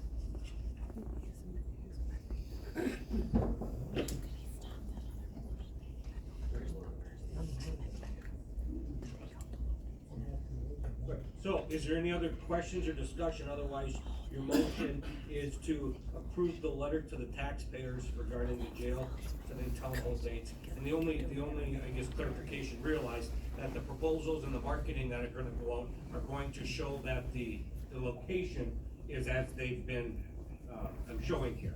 So even though that was stricken from the motion, that's where all the marketing and is going to show. Any other questions? Run that by me again. So, even though we struck approving the location, what's going to be submitted to the public is what they presented here today, with the potential proposed location being across the street. So we're presenting it as that motion, that plan has been approved, but it's not been approved. That letter is what's going there, and the marketing plan that they did is what they are, and that shows the location being across the street. So I just don't want, or they didn't want to have any confusion that because you struck that, that is not going to show the location not being across the street. Any other questions? If not, we can vote now. Yes. Thank you, Mark. Mr. Goodis?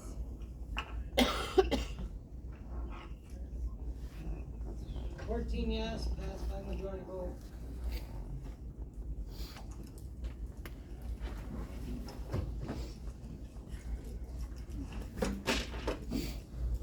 John, before we move on, I just want to remind everyone that we will get an email link out to them so that they can look at the website.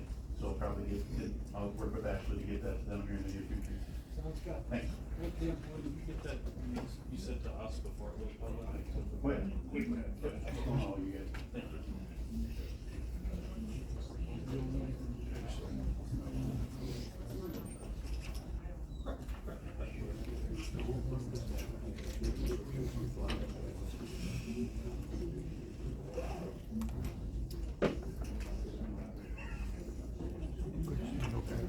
Okay, number 2.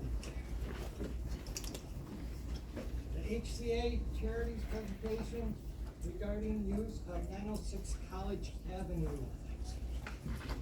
Okay, I'd like to,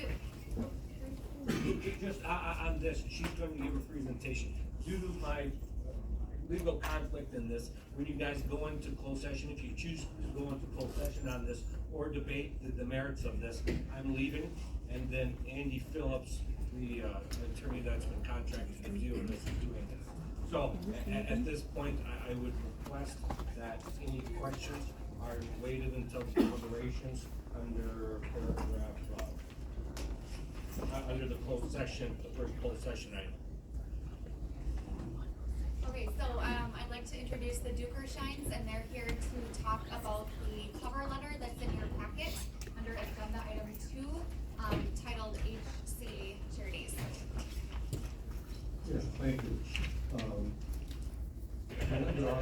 were not able to be here, they have previous plans which could be changed, so, Kevin and I will give information and receive questions. So in the board packet, you received our outfit purchase and outline of what HCA carried in the vision, our mission, the founding principle statement, in the board packet. We wanted to share a few additional thoughts on that tonight. We would like to reiterate that we have toured other schools who incorporated this integrated form of education, and it's working. We want to be able to provide this opportunity for our youth. On average, 14 Rusk County High School students drop out per year. Right now, there are approximately 140 unemployed young people in our county ages 18 to 24 who lack direction, work ethic, and skills. We made a presentation to Imago Dei Academy recently as they are in need of space due to their strong program. They have 100% plus re-enrollment for next year, plus new students, including 7 high schoolers. We'd also want to make space available to the Powerhouse Youth Organization so they have a place to call their own. We cannot enter into discussions further with these organizations until we secure a building and the former Marshfield Clinic provides what we need both inside and out. Concern has been raised that if a nonprofit purchases this land, that the county will lose property taxes. We want to point out that this property has not generated tax revenue for over a century. Nothing will be lost, but much can be gained. In the offer that we presented, we wanted to give a little explanation how we arrived at those numbers.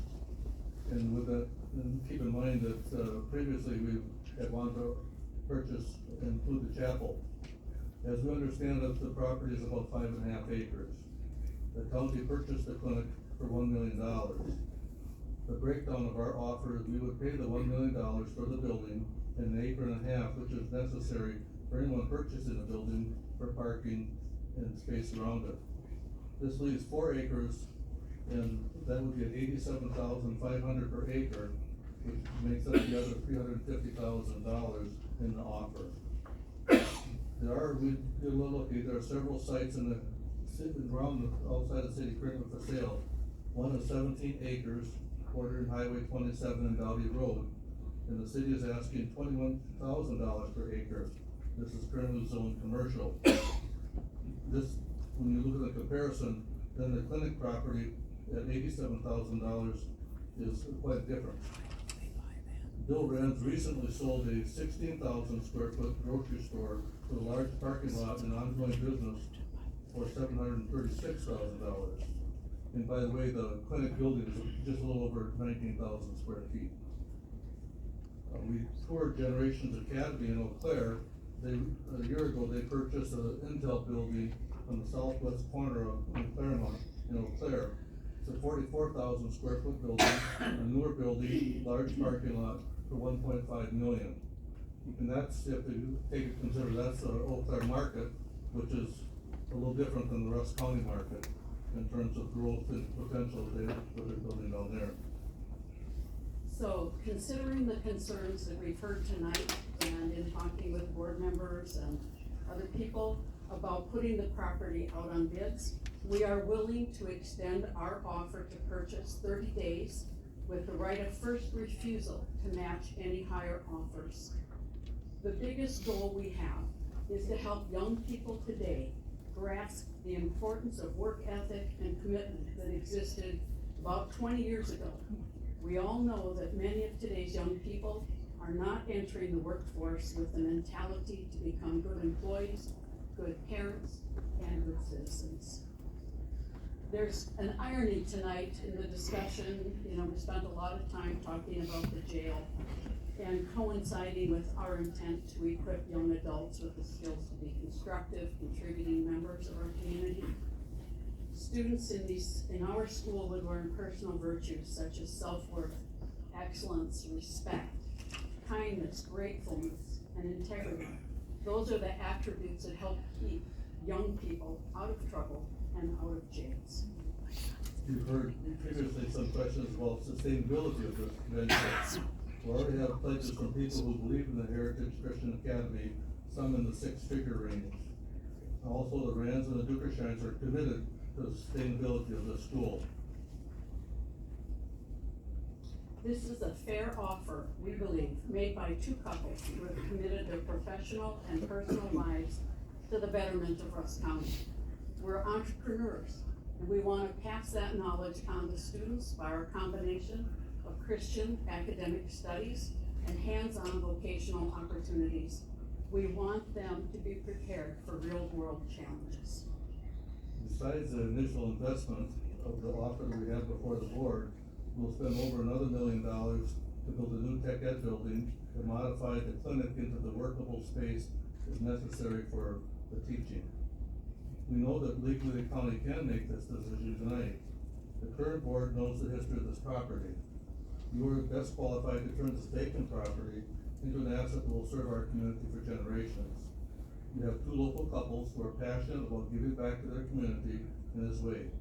So we would ask you to consider this tonight and approve it. Any questions? Mr. Dussel?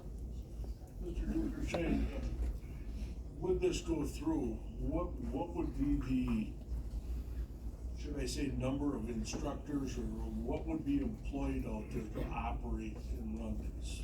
Any numbers of? No, it would depend on the number of students that you have, Terry. Okay. You know, so we'd approach that and, we would have a pretty, I'm sure, a pretty low ratio of teacher to student.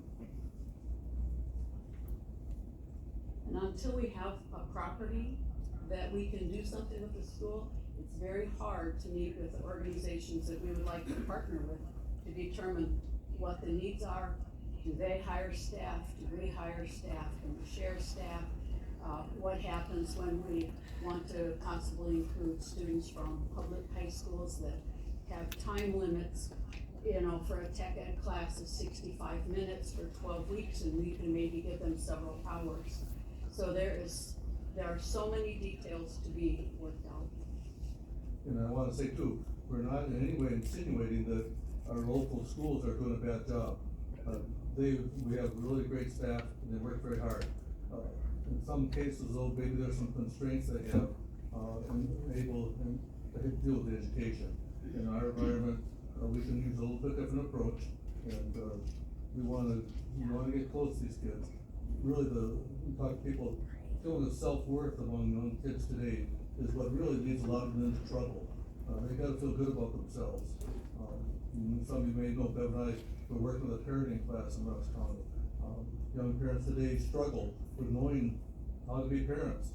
And as Bev said, if you can't talk to a person today who can tell you that they can get people off the street to come in for a job and really know how to perform, to show up on time, 5 days a week. It's just a tough thing today. We've lost that from 30 years ago, the ability for people to come in and know what to do to get ahead in their job, to get promoted, to move forward. Those are the skills we want to work to bring back.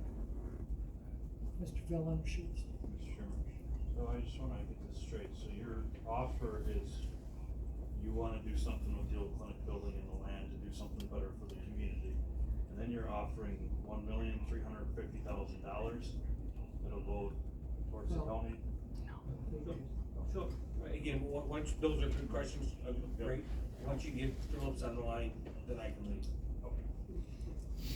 Alright. I wanted to share just one brief testimonial. We have been out visiting a lot of schools, some public, some private, some Christian. And a school had a student who had been kicked out of high school and came with a very fat, thick file. And this school has the approach that they don't open that file for 30 days. They don't want to know how the child has been labeled or anything. The girl came in all dressed in goth, black lipstick, black nails, hoodie, everything, head down, wouldn't look up. They had no dress code at this school, and so she wasn't talked about that because she met the dress code. She was net clean, she didn't have her belly out or anything.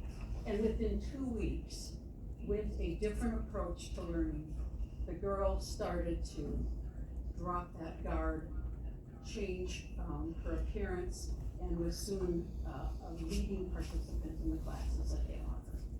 One simple example of when you can just kind of love on children in a faith-based setting, without constraints, we can transform people, and that is our goal. And this will be faith-based. If this was to go through tonight, what would be your time frame to be up and running? Well, we've, Haas is finishing up the work, and, we have communicated with Haas, should that happen, while they're finishing up all the work that's scheduled to be for the county, we would probably engage them to do some of the work where, in some cases, excavation has gone down fairly deep. For us to do any building, you have to have solid ground, so we'd have to, not at the county's expense, but we'd have to go in there and get things compacted in preparation for this low-tech addition. We have toured the clinic building, and, so we're aware of where we have movable walls. We had a builder in with us. There's a lot of flexibility inside that building that it will not work for the tech ed portion that we need. And so that is where the Rands and the Dukershines are willing to make a big investment in our area to put up that building so that we can teach those tech ed classes.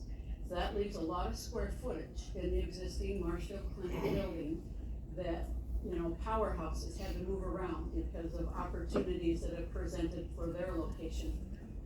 Imago Dei, I say we only just talked to them recently because we have to know where we're at. We have to be able to see if we can blend, their vision and mission with what we're trying to do. So it is hard to say what all can be accomplished in that building. We have great room to do it. It's a beautiful building for that. Yeah, we're not gonna I guess I would re-ask, are you thinking 18 months before you? Oh, I'm Yeah, sorry, we didn't answer your question. Yeah, I would say, Terry, probably so. Maybe parts of it could be open, depending on all where the discussion goes. In the old clinic building, could be this fall. We'll get in right away, but, we might be a little older people, but we have energy and drive, and, we'll get the job done. Thank you, Mr. Chairman. So, how many schools are there in Ladysmith right now? We all know that answer. Ladysmith. I'm asking you. Yeah, you have the high school and the middle school, and the elementary. And OLS. There are other schools, correct? They use this And school. yeah. So what, roughly 6 schools now that offer some sort of education? Right. Okay. So There how many isn't more a- schools do we need? Well, there is not a Christian option at this time for high school students. OLS is K through 8. Imago Dei started as a K through 8, and now they have high school. They do have high school students now. So this is a different opportunity for parents who, because we don't want to portray this as a school for at-risk students, because it can be for at-risk students, but it is for all students who want to explore. In our information packet, 60% of kids do not go on to college or to technical school. And so their high school years are the years that they can get those skills, and that's what we would like to provide. Well, I mean, for your information, I didn't go on to any school other than high school. Gordy and I did not, well, I went to tech. So that being said, I'm just curious, wouldn't it be maybe more beneficial for you to invest your monies in improving the existing systems rather than setting up another system that could possibly fail? Don't you think $1 million could go a long ways towards, improving whatever you think needs to be improved in the existing school systems to help these kids come out the way you feel they should come out? And furthermore, as opposed to the school situation, and this is a little bit off track, but we are currently here in a crisis, a medical crisis. And to me, that weighs in far more important than establishing another school. People need medicine and medical assistance. But that doesn't have anything to do with us. Yeah. I am, but I'm just trying to make a point. So. And answer your question about the need of the school, I guess if you could go to every employer in Rusk County and ask them if they can hire people who first of all, we don't have enough people, but we have a lot of people who are not in the job market, and ask them if the people they hire on a normal basis can come in, attend on a regular basis, their work, and they have an attitude that's conducive to being productive and working with their co-workers. I think if you ask any employer here in Rusk County, any place in the US, and the answer to that is, boy, it's tough, because we've got to wade through so many people to find one that we can hang on to. That's what we're trying to change now. Right, and then I just have one more thing. In response to your statement that you said that we can legally accept this proposal tonight, I don't believe that's a true statement. I understand it is, but I don't think we can legally, I think we are obligated to our public. Again? Okay. I got the same thing. All right. Mr. Webway. I'm done. Thank you, Mr. Chairman. Legal counsel, you may knock me out, but my question is, before everything had to be done by March 15th, and now you've extended it by 30 more days. Are you open to extending it longer so that if we were putting out for competitive bids and to see what other offers there are, that 30 additional days carved in stone, or would you be, since it sounds like you're not gonna get it done right away, that, say a 90-day extension would be appropriate? I'll stop you then, those are things that you're gonna talk about, Okay. fix that down.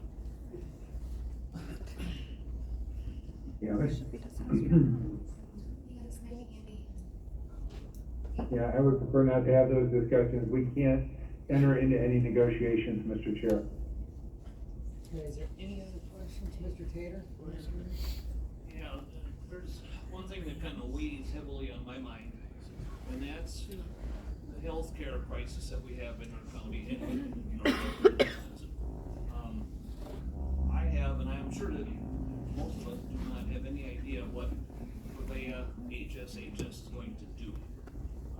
They have a clinic here in town. We have a clinic here too. Is there some idea that perhaps they might need to use our clinic? I don't know. So, I'd like to see that option left open, in case it would come up. Any other questions regarding what's at hand?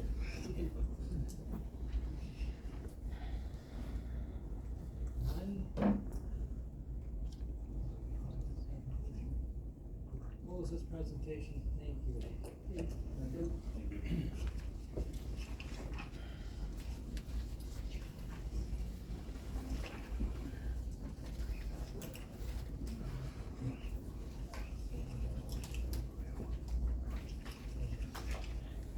Andy? Or Rebecca?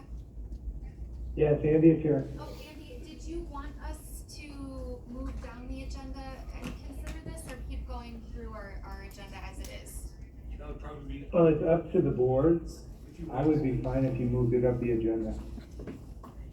There's a bunch of people with one more presentation here, Andy, so I guess my question would be, you guys wanna sign back in half an hour? Yeah, we can do that. Okay, please and thank you. All right, thank you. Thank you. Thank you, guys.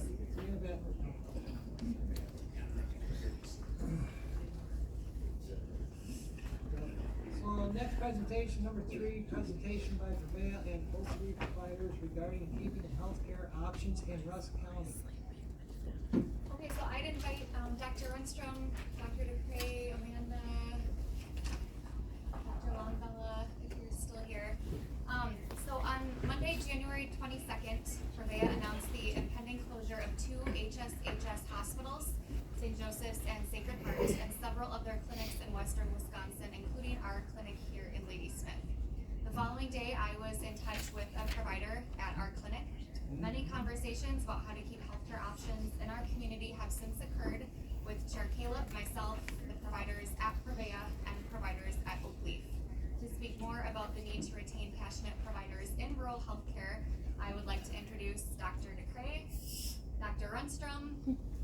practitioner Amanda and Dr. Longbella. So take it away, guys. Awesome, thank you guys. Just want to take a moment. I'm Samantha Runstrom, one of the physicians here at Purveya and Ladysmith. I wanted to take a moment and just say thank you for the opportunity for us to be able to come here and speak to you in regards to the healthcare access crisis that may or may be unfolding in the near future. And just the opportunities that we have here locally to maintain footprint if possible. I am born and raised Rusk County. I am a born farm girl from Weyerhaeuser.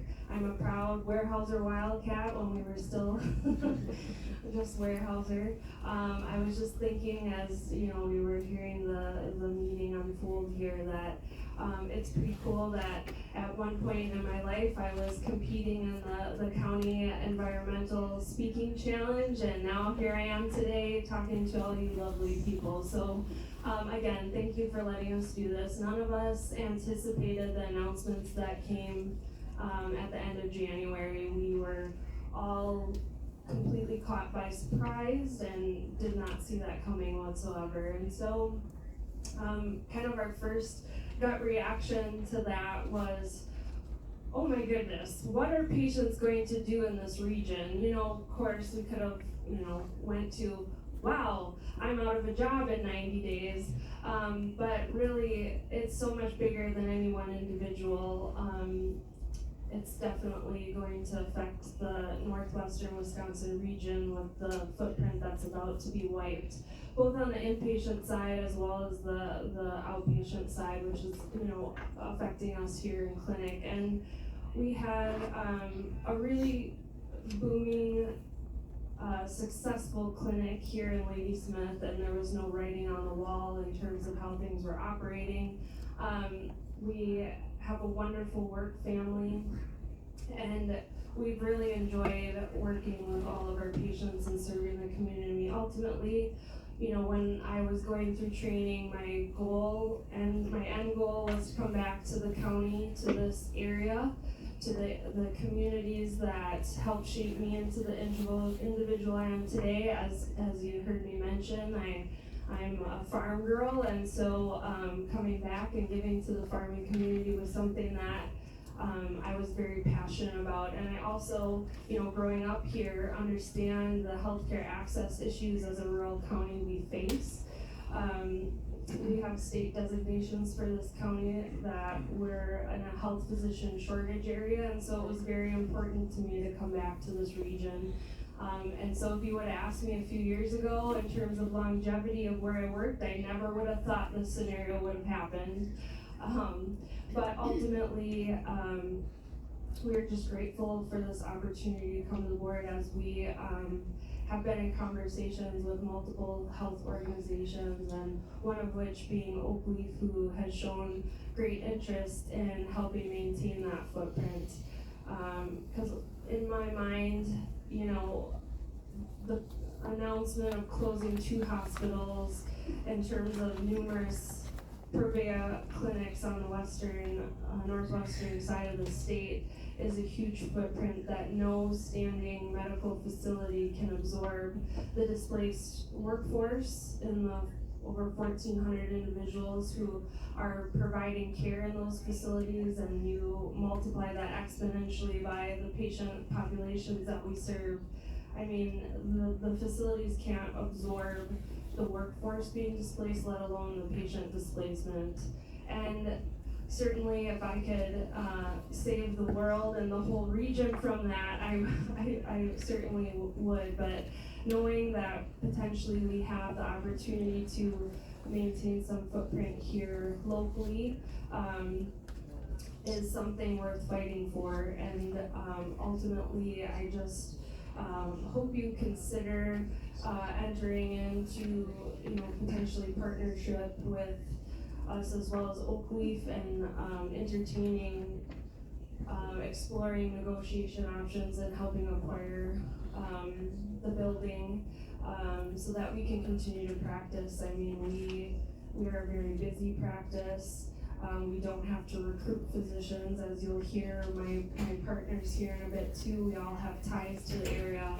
We all plan on retiring through the Purveyor Clinic, and we want to keep our work family together. And so you don't have to worry about retaining us as providers, as we feel very called to continue to practice in this area. So I'll give the mic over to some of my partners, but again, thank you for letting us have this opportunity. So I would echo that, raised here to stay. Feel very grateful that we have the opportunity to, not just practice to serve patients, but we're serving our family, our friends. We grew up here, went to catechism here, basketball games on the weekends. It's our community. It's not just a job for us. And we're very grateful for the opportunities that we have to stay in the community. And I think, looking back to when I was growing up here, my pediatrician and my doctor was here forever, and she was the one who said, I think that would be a great opportunity for you, Amanda. You should go on to school for this. And she served for, she recently retired, several years ago. But we're all here to hopefully bring those options too, where this is not just, providers that come for 2 years and leave. We are here to stay.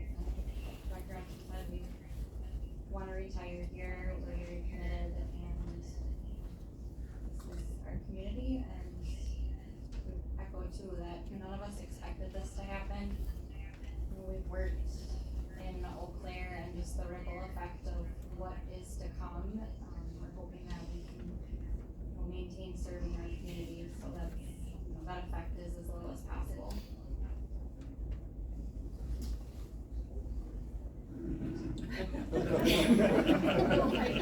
I'm Joel DeCraig. I'm one of the family doctors here at Purveyor. So I'm a transplant in Rusk County. I did my training at Mayo and Cross, worked for Mayo for 5 years. My wife's parents live in Ladysmith. Her dad was actually the principal of the high school for a few years, so we came up to visit every single weekend, all during residency and looking down at the cross. We loved it, and we said, why in the world are we not living here? So we moved up here, and that's how I got involved with Purveyor 6 years now. 6 years ago. So yeah, just to echo what these guys said, I am here to stay. You can't get rid of me that easily. I've got 4 kids. It's a wonderful place to raise a family. I have visions of either one of my 3 boys or my daughter taking over my practice someday. I think they can pry me away from doing that job. But we're just thankful that you get a chance to speak tonight and to see if there's a way to possibly keep healthcare access to us families. So I'll turn it over to Dr. Chris Longo, President of Oak Leaf Clinics. Thanks for the opportunity to be here tonight.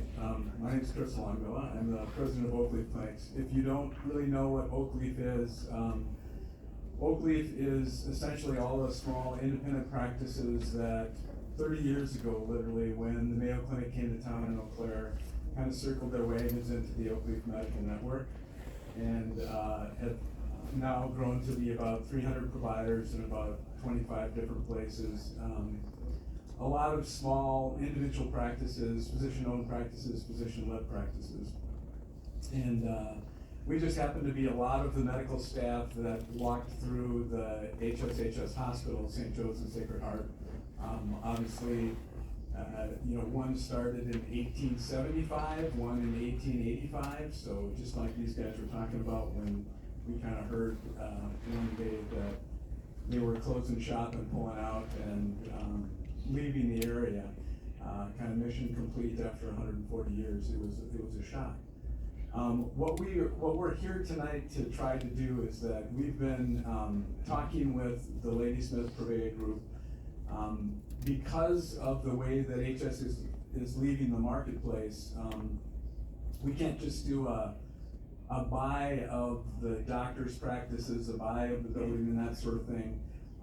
They're essentially, everything is up for sale and all the folks behind me are free agents, and so it's been really interesting to try to have discussions about, we love what you guys do, you guys are a good match with what we do, we're small, we're personal, we're local, we think that's what you are.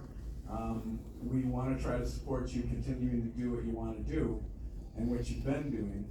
And we've talked to them, offered them contracts, sent a letter to all the employees offering to employ the people in the practice as they've been employed.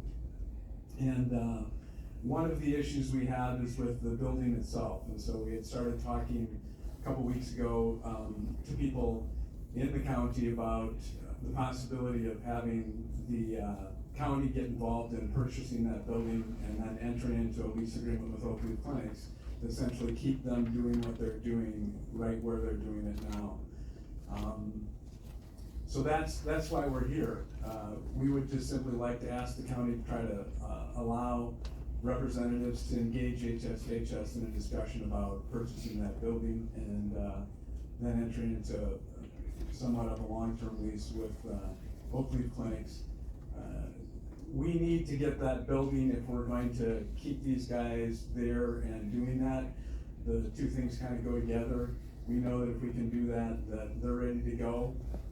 We've already started making, doing some things behind the scenes that you have to do to be able to move people into a different tax ID organization, have those people credentialed in health plans, have those people able to continue to practice medicine, have those people have an electronic health record where they have access to the information that they've already been putting into it, and we need to continue. So we've been working to do all those things and started doing some of those things, anticipating that we want to try to not have a break in the continuity of the care that they provide in their clinic. But once again, what I'm here for is to try to see if you all are willing to at least allow someone to have a conversation with HSHS about possibly purchasing that building and leasing it back to Oakleaf Clinics. So I'm a obstetrician gynecologist. I came to the area 31 years ago. I actually probably was in the last group of people to deliver babies in the Rusk County Hospital that, as you know, when I drive by now, I'm like, it's gone. I remember the Bashirs and Zeemers and Paulsons and Chattertons and all of the great folk that were there when I started. Came up here every Friday afternoon to do outreach clinic. And about 14 years ago, was not aligned philosophically with a lot of what was going on and moved into private practice and became part of Oakleaf, and I'm gonna end my career with Oakleaf. So, but anyway, any questions for any of us? I'm just curious. You all know that we own a clinic in the county, so I was wondering what your thoughts of relocating to our actually county's clinic. Yeah, I think that in general, the major difference between that clinic and the clinic these guys are in are some of the things that relate to the ancillaries and things that they offer that aren't in the Marshfield Clinic building. So their building has radiology and x-ray equipment in there that requires a certain physical plant, leaded walls and all that sort of thing. That's one big difference. And then I think the other thing is we weren't sure, given the interesting discussion tonight, we weren't sure that that building was literally still available, and I've heard different things about that building. But it's a good potential backup plan, but I think the ideal plan would be to try to see if it's possible to keep them where they are. Now, once again, I know that as we've been talking about the jail and the cost of jails and real estate and all of that, there's definitely a difference in the cost of those two buildings.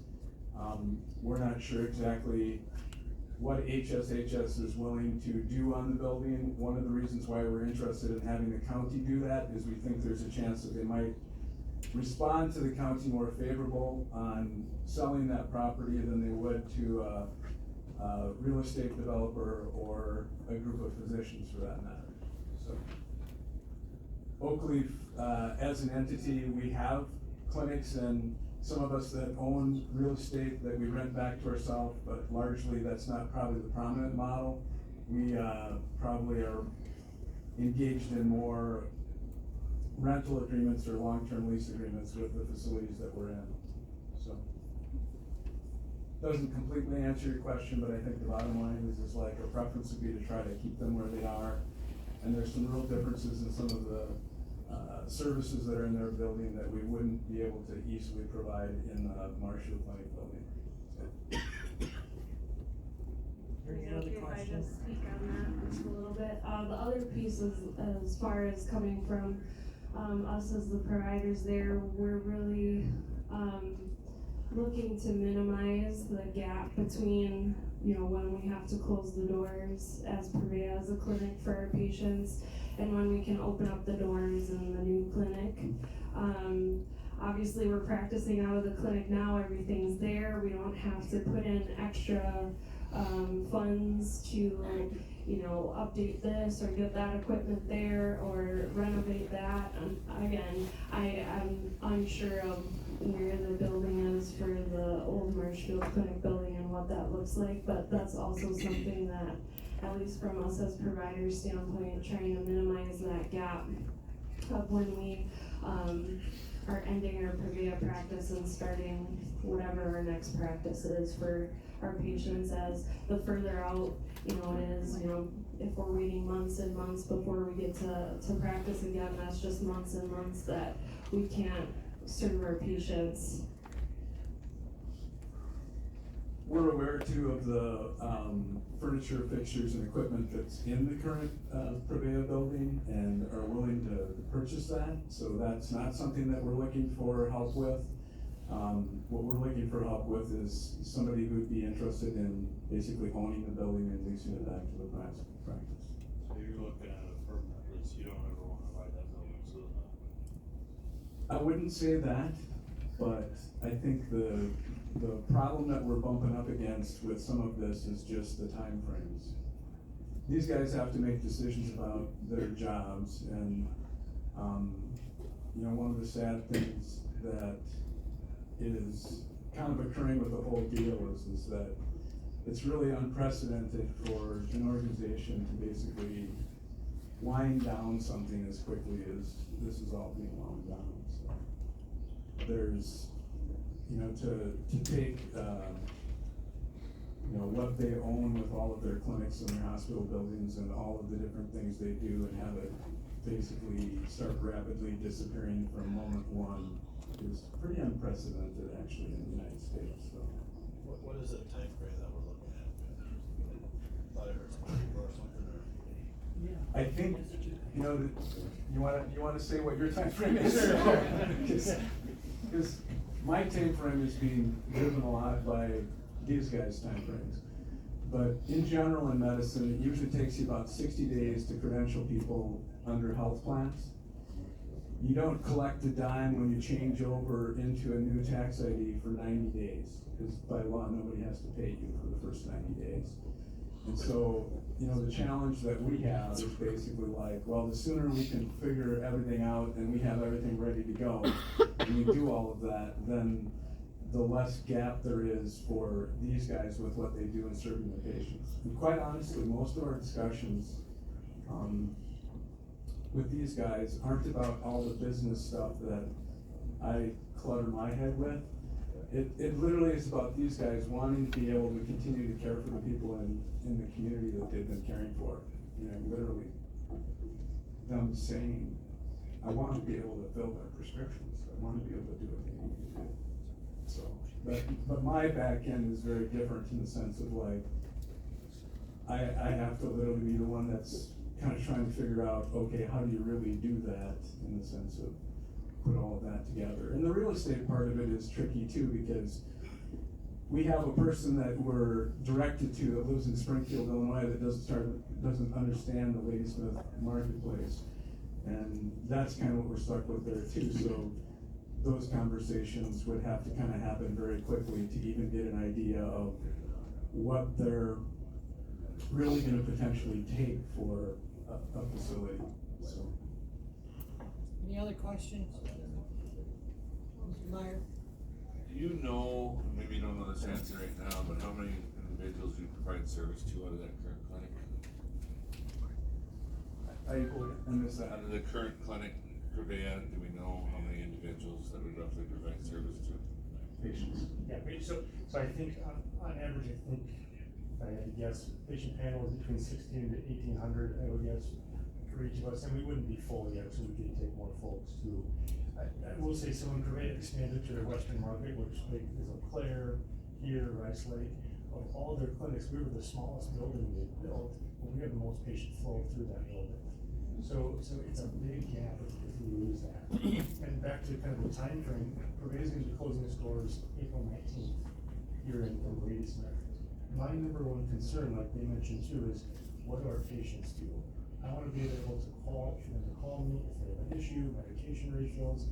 I need a EHR, an electronic medical record to communicate with folks from. The best way I can do that is out of my building currently. To move over to the Marshfield Ladysmith Clinic, it's a great possibility, but that would take more time, and I just worry about that gap in patient care. You know, personally, I've already turned down jobs outside of Ladysmith, from Mayo Clinic and others, because I'm staying here, even though I don't have a signed contract yet. I'm not leaving, but I don't want to leave a gap for my patients. So, time frame wise for us moving forward with our building, we would need to have something sort of done in the next 10 days, because that, realistically, for it to happen, that would be the least amount of gap between us taking care of other patients. So that's a tight time frame, but I was just gonna throw that out there. And I think when we say that, we're saying an accepted offer on the building. You know, if we have an accepted offer on the building, then, you know, I think that would allow these guys to pull the trigger on what they would need to do to be in that building, commit to having a leasing. And that's the problem, you don't wanna have a building, you don't wanna have 2 clinic buildings without a practice, so. Terry, wait. Do you, where does this stand as far as HS going? I mean, as far as them willing to, I assume they own the Purveyor Clinic? HS owns that building and the Okay. property. Yeah. And how are they, I mean, do they have an estimated figure, or I mean, are you just at the very beginning of that, or what's the feel for that? Are they going to be willing to negotiate on stuff, or are they, where do you stand on that? I mean, are you just at the very beginning, or has there been some? Yeah, we have our numbers on what the market value is, what the tax assessed value is, what the fixture, furniture, equipment number is, what the extra piece of property number is. Those are all pretty straightforward. The problem comes is we also know, like, if you're gonna build a building like that right now, kind of like the jail discussion, it's like, we think they may have somewhere between $3.5 and $4 million in that building in their construction costs that they, when they built it, they incurred that kind of cost for the developer. And we obviously know that it's like, well, none of us want to think nor could probably support with a primary care practice that kind of a asking price for the building, right? So we're thinking kind of like in general with Rusk County real estate, it's like, well, you need to look at that tax assessed value and that market value and hopefully play in those numbers. So that's out there, that's known, it's pretty straightforward now. Their response, once again, is what's interesting is that they're very non-communicative in general with us, short of like sending us a letter from a lawyer that says we'll take it under advisement. But they have identified one person in Springfield that is kind of handling their properties that you can talk to. So we kind of feel like, well, if somebody can get on the phone with that person and have a conversation, you could figure out pretty quickly if the numbers that are reasonable, you know, that probably aren't much more actually than the Marshfield Clinic number, which is kind of interesting, but anyway, if the numbers were reasonable, then I think you could put together a proposal that the board could potentially, the county board could potentially look at fairly easily and say, yeah, this makes sense or not. Now, I don't know county government very well, so I don't know how fast you guys do anything, but like that. I got my first case tonight, that's a lot more complicated. And I've got 24 years of education, and my mind's like blown as I'm listening to the jail conversation and the school conversation. All right, so to move things along here a little bit, we have any final questions?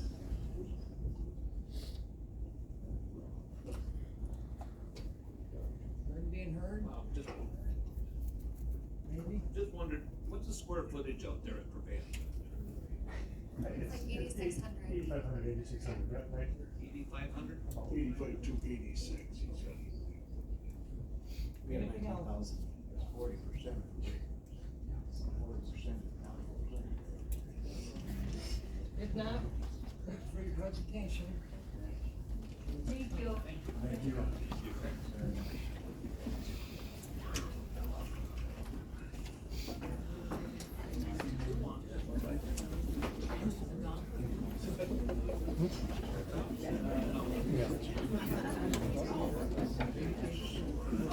So,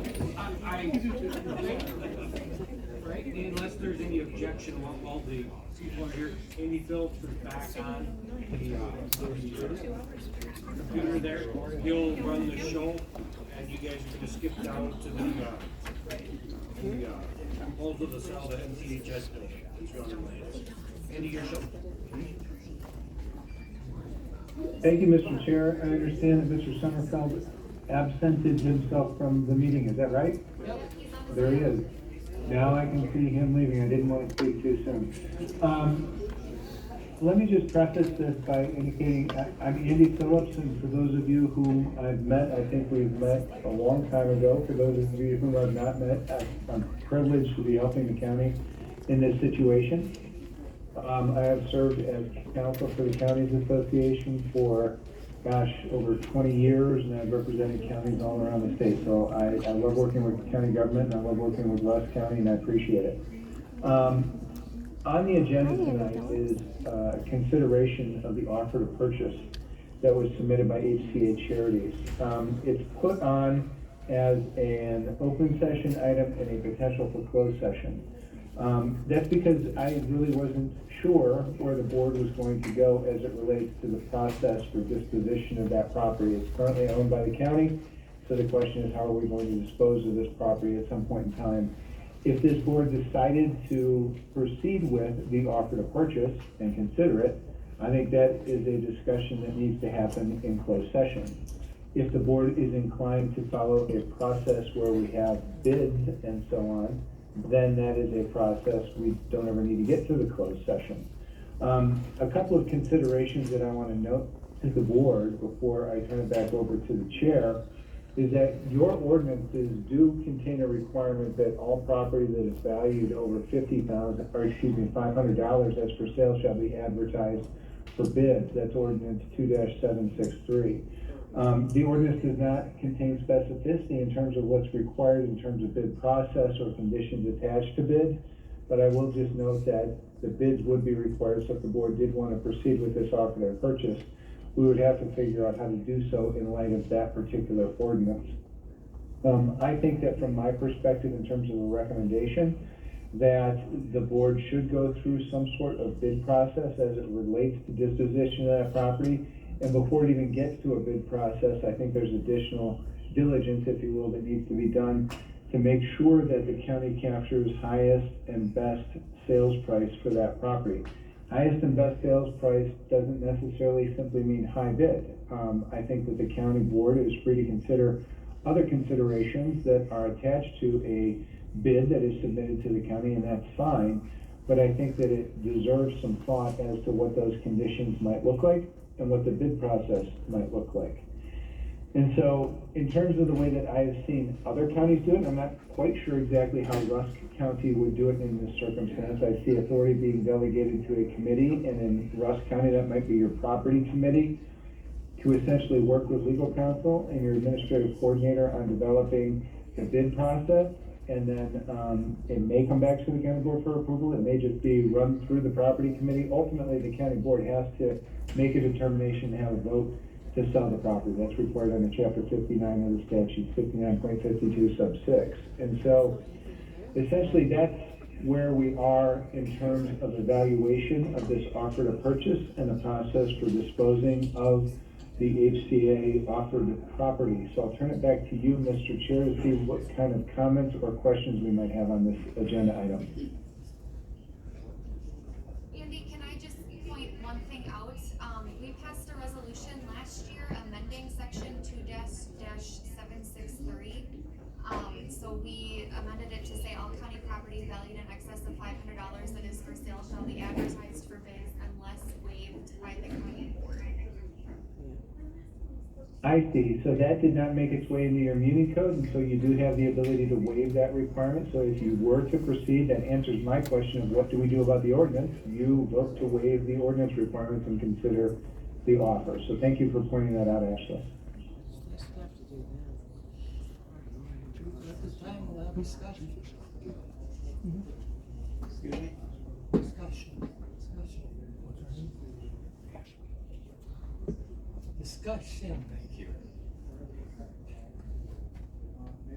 Mr. Hauser. Do we have any other proposals regarding this property in hand, or has there been any made? Not currently in hand, no.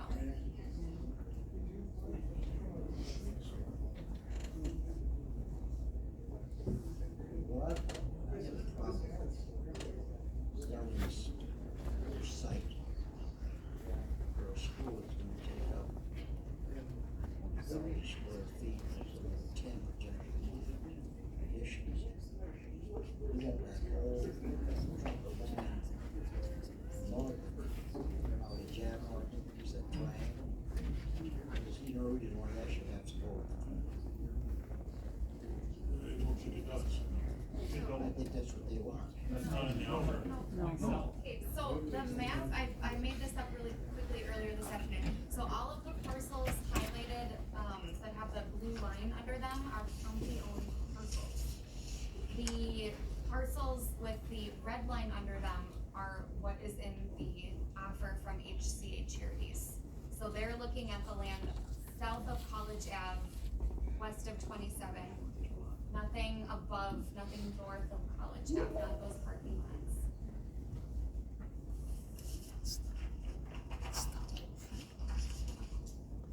Mr. Tom Kudo. Thank you, Mr. Chairman. This may be premature, but I would ask the board to consider a motion to put this particular bid on hold and try to market this property and see just what exactly, what kind of earning potential we have with it.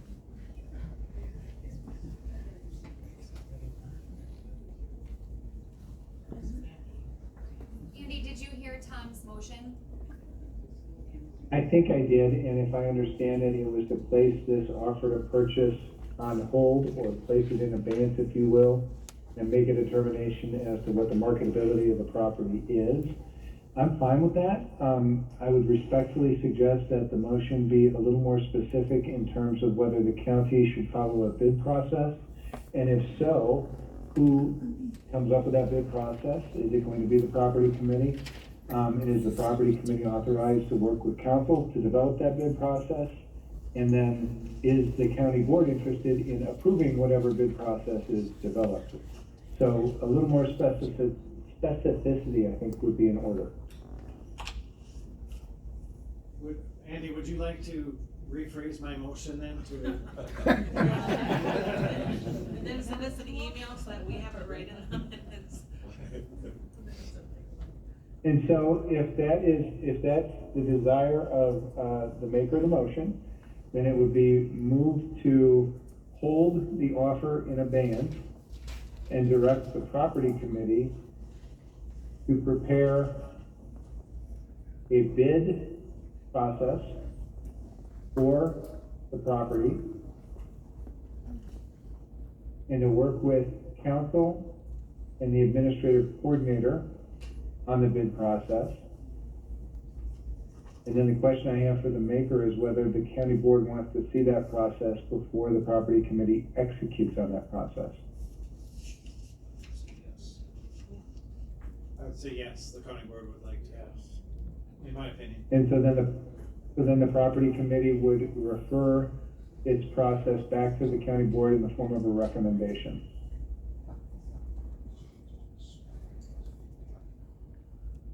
So which one, Tom? Well, I would second that.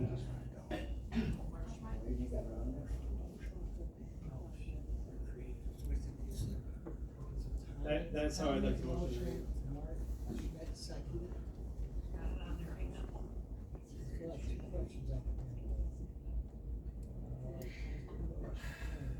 Thank you. Presentation was really good. As somebody who grew up at OLS and graduated from there, I saw the advantages later with that type of education on the students. However, I cannot do this without the bidding process as a county board member. So I'm hoping, as Terry asked you before, if you'd be willing to extend that offer for some period of time, we can get going on it as soon as possible. Our next personnel, the property is 8th, I think. That's the best. As a county board member, I cannot just, something $500 or something, there's a lot of stuff. We've tied our hands so bad trying to get rid of some of the junk, So that's why I supported that resolution.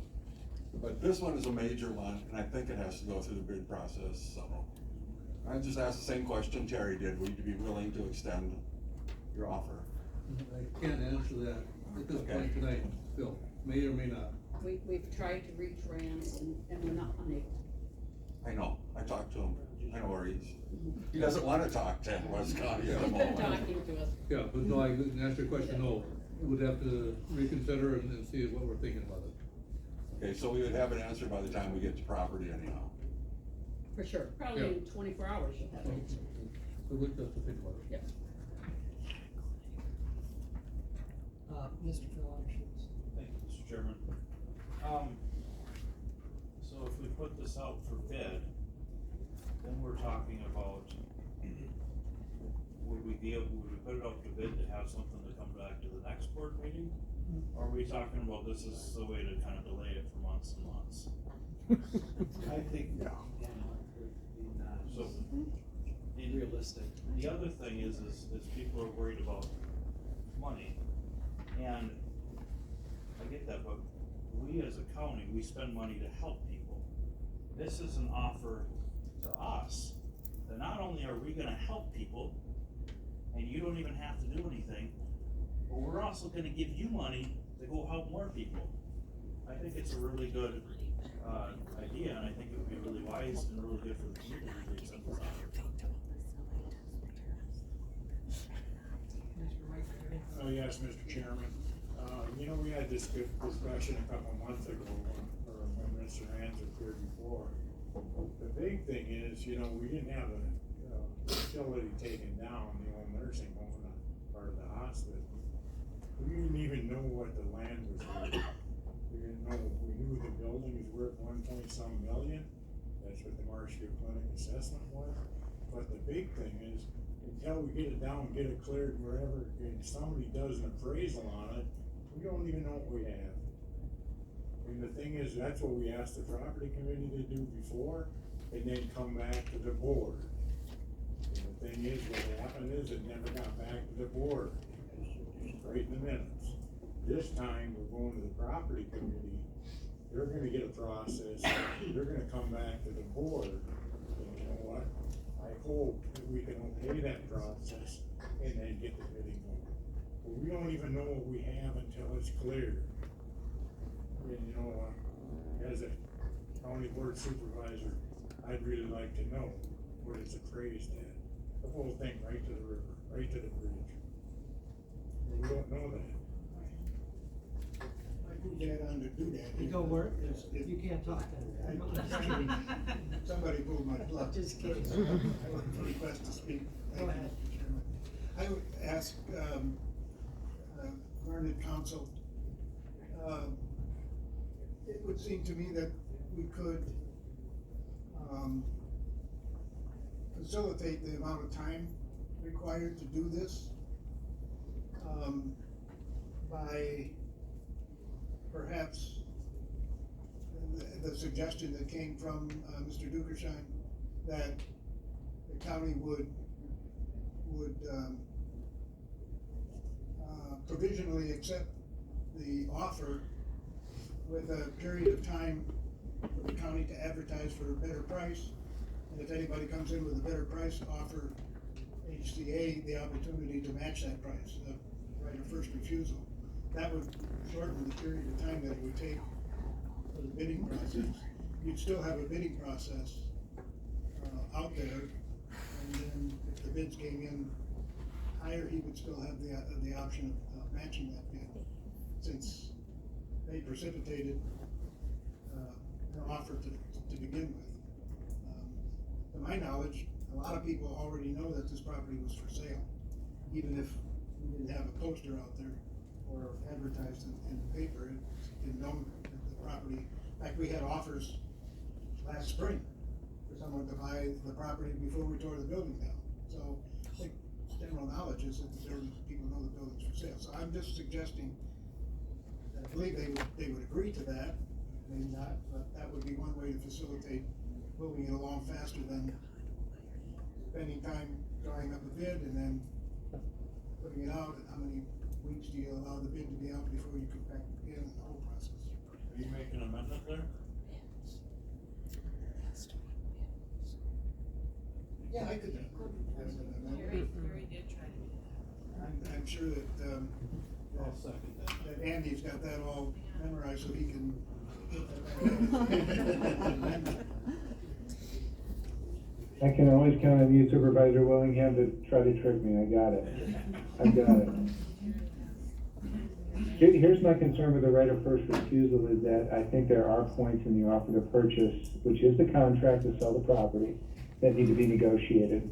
And so when you grant a right of first refusal or an option to purchase, you have all of those points negotiated so that all that needs to happen is exercise of the option or the right of first refusal. And so if the board is inclined to grant a right of first refusal, then I would suggest respectfully that it will take a little bit of time to negotiate that contract. And that can't be done tonight. It won't be done tonight. Unless you want to accept the offer in its current form and say that offer becomes the contract in the event that the proposed purchaser exercises the right of first refusal. That's my only concern. In terms of expediting the process, if the board is interested in granting a right of first refusal, then you can direct us to negotiate with the assistance of your administrative coordinator as approved by the property committee, the final terms of that contract. And if I heard correctly, there's a meeting coming up on March 8th. We could certainly get it done by then, or I would hope we get it done by then.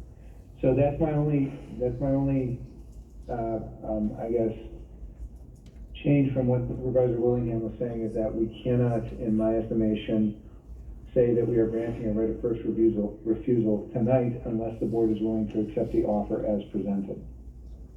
So then would it be appropriate or possible for you to initiate that process of negotiating with the potential to do that? And then if you could come up with an agreement, then that would be the bid process going forward? We could do that. And so if I'm understanding correctly, what we would do is simultaneously negotiate the terms of the offer that has been submitted, grant a right of first refusal on that offer, and then also run some sort of process to solicit other interested parties to submit a bid for the property. We could do that, if that's what this board is inclined to do. And that negotiations for the right of first refusal could include a negotiated different price, theoretically. Theoretically, yes. I mean, you could negotiate with them and they could agree to a price different than an initial offer. They could, absolutely. And I think anybody is free to submit an offer with a different price that anybody wants to submit. I think the concern that I'm hearing from the board is, let's ask the public at large, does anybody want to buy this property, and if so, on what terms? And price is obviously an important term, so nothing would preclude us from having those discussions with the proposed purchaser here at HCA. Trying to facilitate. motion to amend this and accept it. Amend this motion that's on the floor, giving HCA Charities right of first refusal and tentatively accepting the proposal here tonight. With the offer on the floor, on the table. Yes.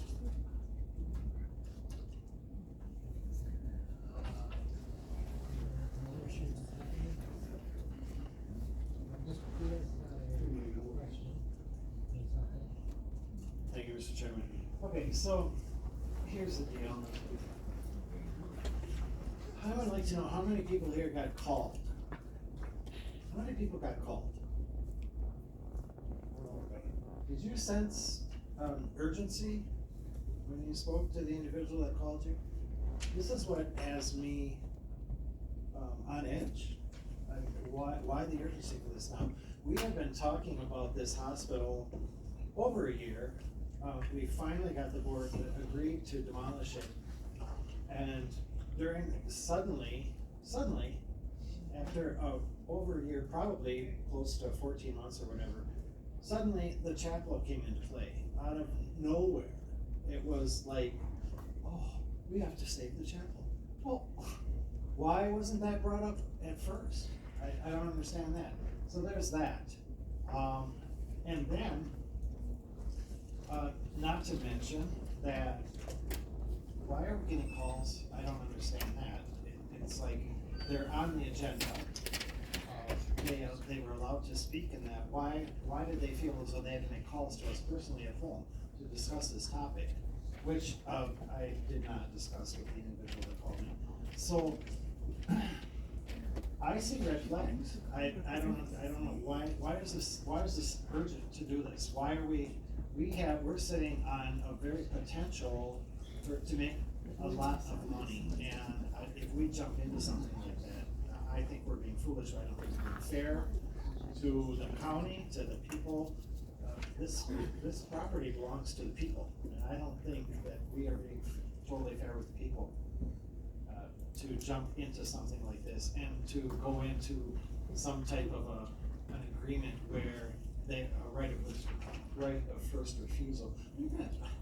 The site's not even clear yet. It's not even done. They have not finished their work there, people. What do you not understand about this? You see what's going on here? I do. And I don't like it. So, I'm still talking. Did I say anything? You were about to. So anyway. Be nice, boys. Thank you. So I go with the motion that I made. I don't feel as though we should make any kind of a right of first refusal agreement with the HR, is it HRC? I don't even know what that means. There was no clue on the letter, nothing. I believe it's heritage. Yeah. Well, yeah, another school, but anyway, no, I don't agree with that at all. That's my feeling.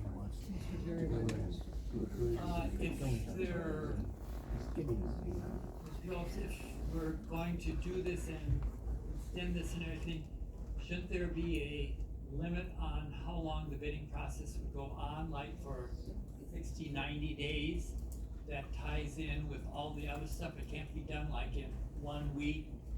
I don't think 30 days is long enough to publish it and get it. The comments that people know that it's been down. I've been trying for several months to get it out there on the market, and they say can't do it until we get it all leveled and grass growing on. So shouldn't there be a limit on, like, put it out for bids, say for 60, 90 days to get a fair response? Andy, I think that's towards. Yeah, I think that's a good question, and I think that's up to the property committee to determine what length of time is going to be necessary to try to solicit the most amount of bids under the most equitable terms for the county. Mr. Bullingham. Thank you, Mr. Chairman. I find it ironic. Yes, ironic. Somebody's worrying about the urgency. We're awfully urgent to to tear the chapel down. Right. Amen. Yep. Yes. Any more discussion on the motion on the floor of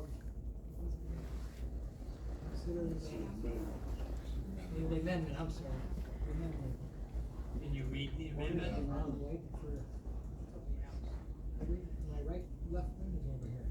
I have to amend the motion on the floor to give HCA the right of first refusal, and then I didn't get the rest of it. According to what Andy said, along with the right of first refusal, it's a tentative acceptance, so. Am I correct in that, Andy? And if I heard the motion correctly, it's to grant a right of first refusal to HCA based on the offer submitted with no change.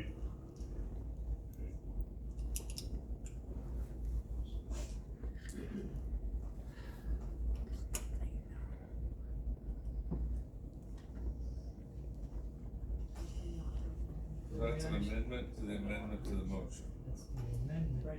That's my understanding. It was the starting of a second amendment, was my understanding, Mr. Gustavo. No, that is I the thought we had amendment. an amendment before that already with Phil and Dave. Could we clarify this? What is the original motion, and then what is the amendment to the motion? It's been worked around. If I may, the original main motion was to delegate to the property committee the responsibility for putting together the bid process and so on, and report back to the board with that bid process for board approval. That motion was amended to indicate that council was directed to negotiate a right of first refusal with HCA. That right of first refusal would exist simultaneous with the property committee looking at the bid process. And so in other words, the property committee would be soliciting bids with county board approval. All the while, the HCA right of first refusal that has been negotiated would be effective. The amendment to that amendment is to accept the HCA offer as submitted and treat it as a right of first refusal. Not accept the offer, but the terms of the offer would become the contract between county and HCA in the event HCA exercised its right of first refusal. In other words, we would not negotiate with HCA the terms of the right of first refusal. That's the third one. Was that an actual amendment, or was Terry rewording his amendment? Yeah, I don't think it was a second amendment. I think Terry was clarifying his amendment. Right, so I don't I have. think it's only one amendment. Right. Yeah. Why not? Two different amendments.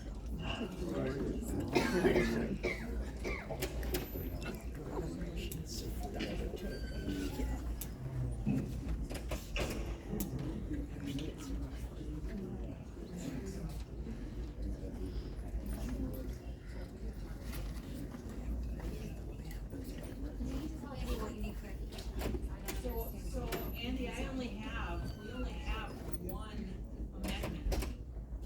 Nobody made. And nobody voted.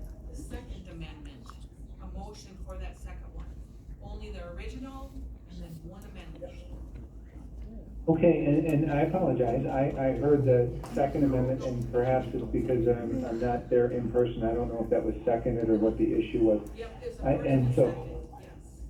I think that, Mr. Chairman, that the confusion is that I asked a question to Mr. Phillips in regard to how you might negotiate the right of first refusal with the potential buyer simultaneously with offering a bidding process.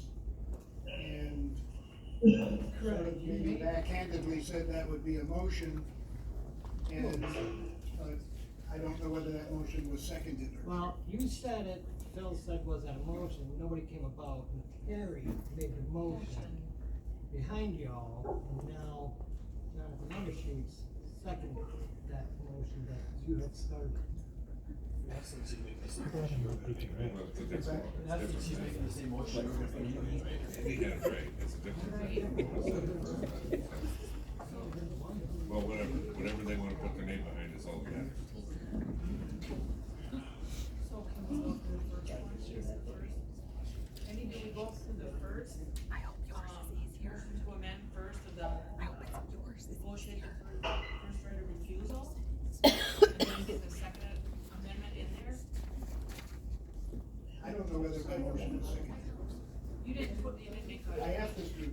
Phillips to give us some wording for Sherry jumped in and but I don't know if it was seconded, so if it wasn't, then, Mr. Tusal's motion to amend is in order. Well, and let me just jump in here quickly. I think the easiest way to get through this, so to speak, is to treat, with the body's consensus, of course, is that there would only be one amendment to the motion. The original main motion is to allow the property committee to create the bid process and all of the attributes that we talked about earlier. The amendment to that is to grant a right of first refusal to HCA Charity based on the offer they submitted. With no, the amendment is with no legal counsel? Well, there would be So legal am I understanding counsel. that there's still gonna be legal counsel negotiating this, cause I didn't hear that in the amendment. And I guess I didn't state that, I assumed that was. Well, that's a big difference in my understanding from Mr. Phillips, whether that's in there. That's correct. That's correct. Is that my understanding of the amendment that was submitted is that there would be no negotiation of that offer to purchase, that the county would accept all those terms in the event that HCA exercised its right of first refusal. Well, that's what he said. you're saying no legal counsel, no negotiating. We should vote on this amendment and that meeting. Oh, yeah. Well, we're trying to, but Go get him, Jeff. we're worried about So the way this amendment is worded right now, if I'm understanding it correctly, because we gotta get that straight in this room, this is a big deal. Right now, it's saying that we accept the right of first refusal in the contract with no negotiation of legal counsel. That's the amendment? the way I understand that, yeah. Then I will rescind that, because it was my own assumption that legal counsel was involved. Let's vote on it and we can modify it again, amend it. There you go. Okay, vote on this first one, and then modify it, do another amendment to modify it. Fine with that. We're voting on the amendment or are we voting on the initial? You're voting on the amendment. Everybody know what they're voting on. Voting on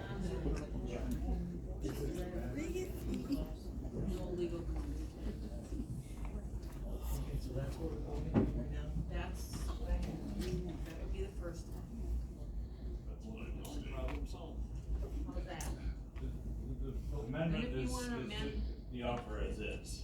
When you say no legal counsel, what you mean is the offer as is, we're not Right. having negotiation. The legal counsel has already looked over this contract, legal counsel is on the call. You can amend this, Andy, tell me if I'm wrong or right, but you can amend this, amend it to the motion to include legal counsel.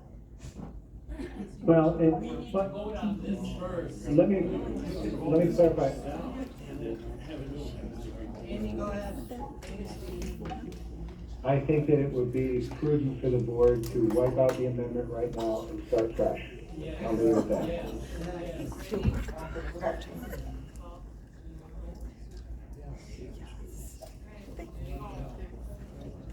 We're voting on the amendment.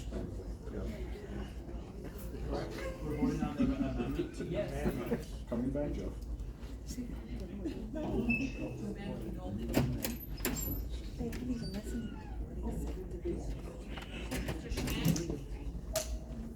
Yes.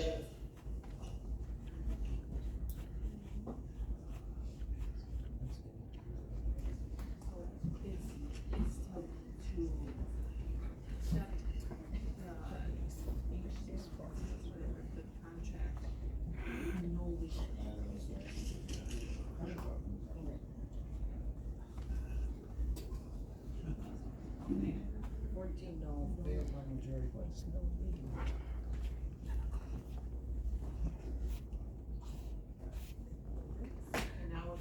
So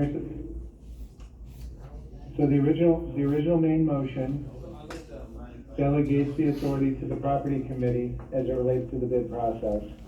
If I understand the discussion, the amendment that would come now is to grant HCA the right of first refusal on terms negotiated by council, and it would be approved by whom? By the full county board, right? By the full county board.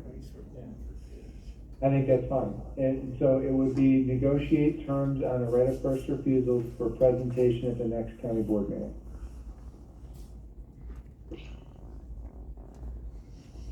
Including you, as council, correct? Yes. Correct, yes. So we could put the RFP out before then, right, or the. Jonathan, is that? You,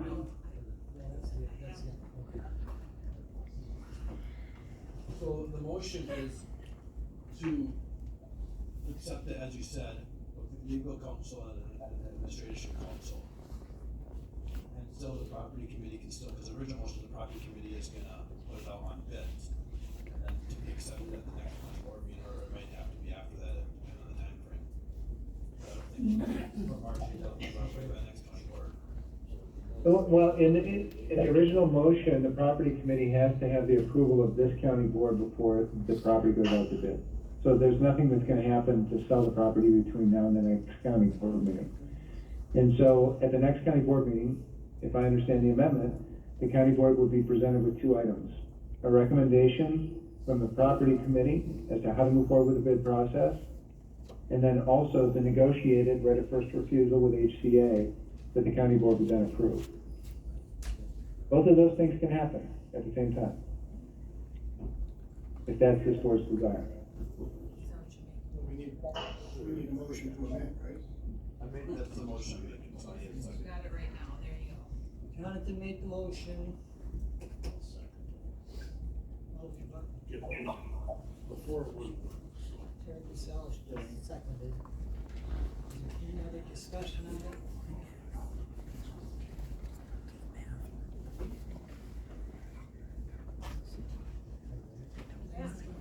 With that, we can Mr. Schmidt? Yes. Mr. Stout?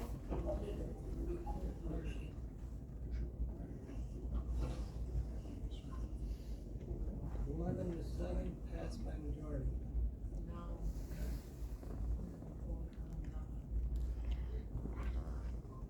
Original motion.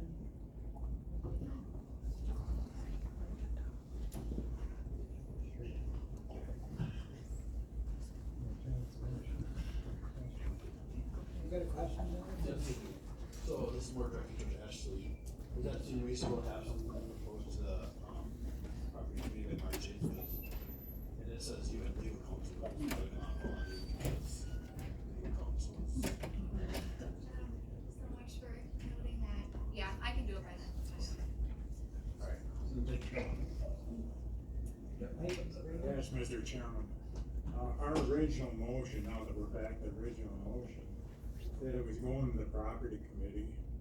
They were gonna figure out the bidding process, and then come back to the board with the process, and then we have to figure out if it's gonna be 30 days, 60 days, or whatever. You know what I mean? I just wanna clarify that, because you know what? It seems like the amendment kinda undermined that, because it says, you just said the property committee bring back the proposal or the offer from HC. You know what? Hey, that wasn't what the amendment, that wasn't what the motion said. It said send it to the property committee and they figure out what the process should be and then come back to the board.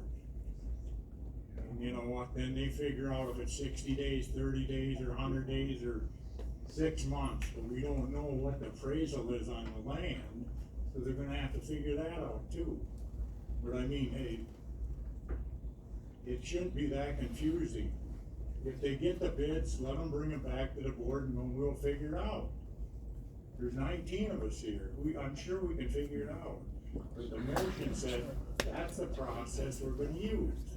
Last time we said we were gonna use that process, we didn't use it.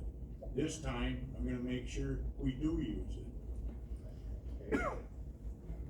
If I may, Mr. Chair, just quickly, it's my understanding that the amendment said that the right of first refusal is just that, it's a right of first refusal. It's not accepting the offer. As I indicated previously to the board, there are elements of their offer that I would like the opportunity to negotiate. You can't have a right of first refusal if you don't have the contract that somebody is going to exercise the right on done. And so it would be presented back to this board at the same time the property committee submits their recommendations. In other words, there would be two things on the agenda. One, property committee recommendation on bid process, and two, finalization of the right of first refusal. And then even if the bid process takes 6 months, if at the end of 6 months, somebody submits a bid and HCA wants to exercise the right of first refusal, they get the property based upon that exercise, and they're buying it based upon the terms that we negotiate. That's exactly what I want. Thank you.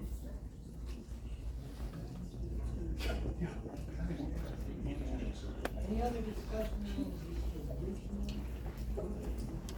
motion, which as amended?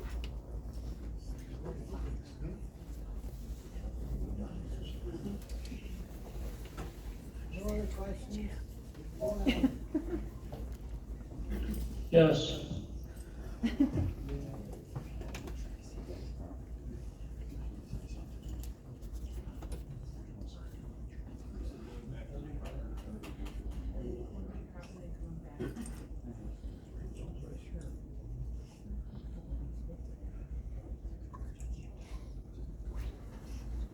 Yes, passed by majority vote.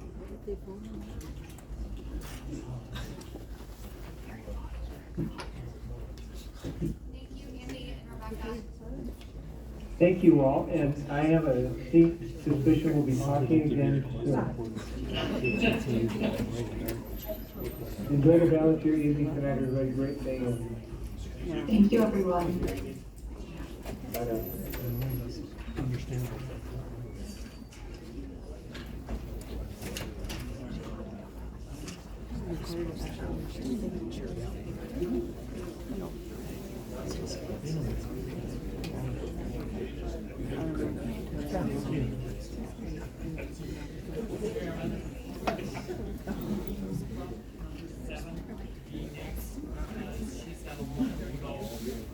If there's any objections or any conflict, moving number 7, like we're at. The reclassification of the part-time animal shelter worker. You're up. I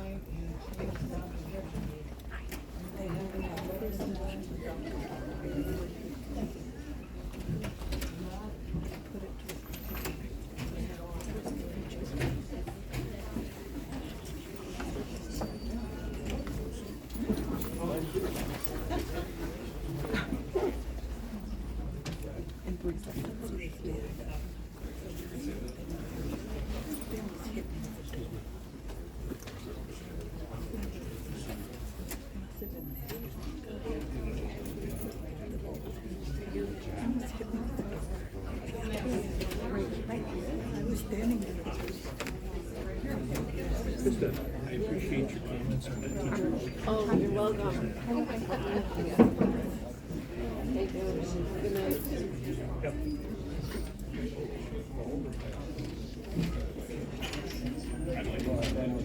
I hope so.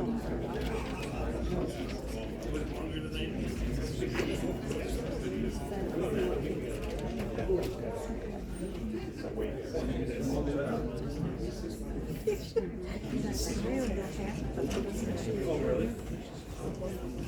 Yeah,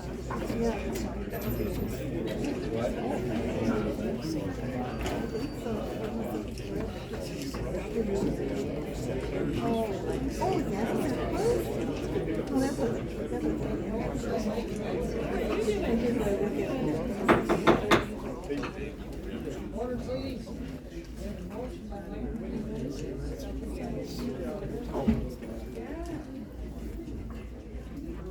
Dawn? Yeah, I can't hear. You're up. Am I up? You're up.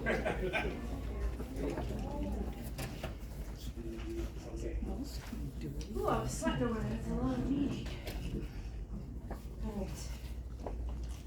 Alright, so I'm here for reclassification of part-time animal shelter worker to full-time, and change in job description. So, I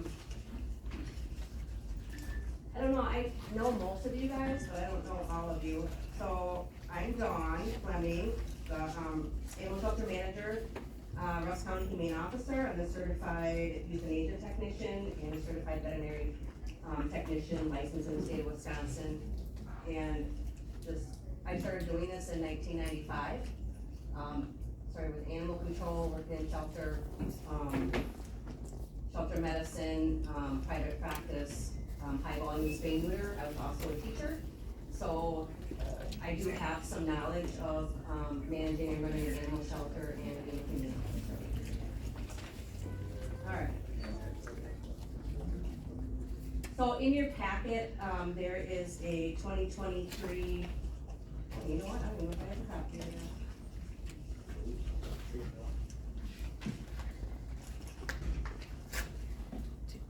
I was gonna read it off to you.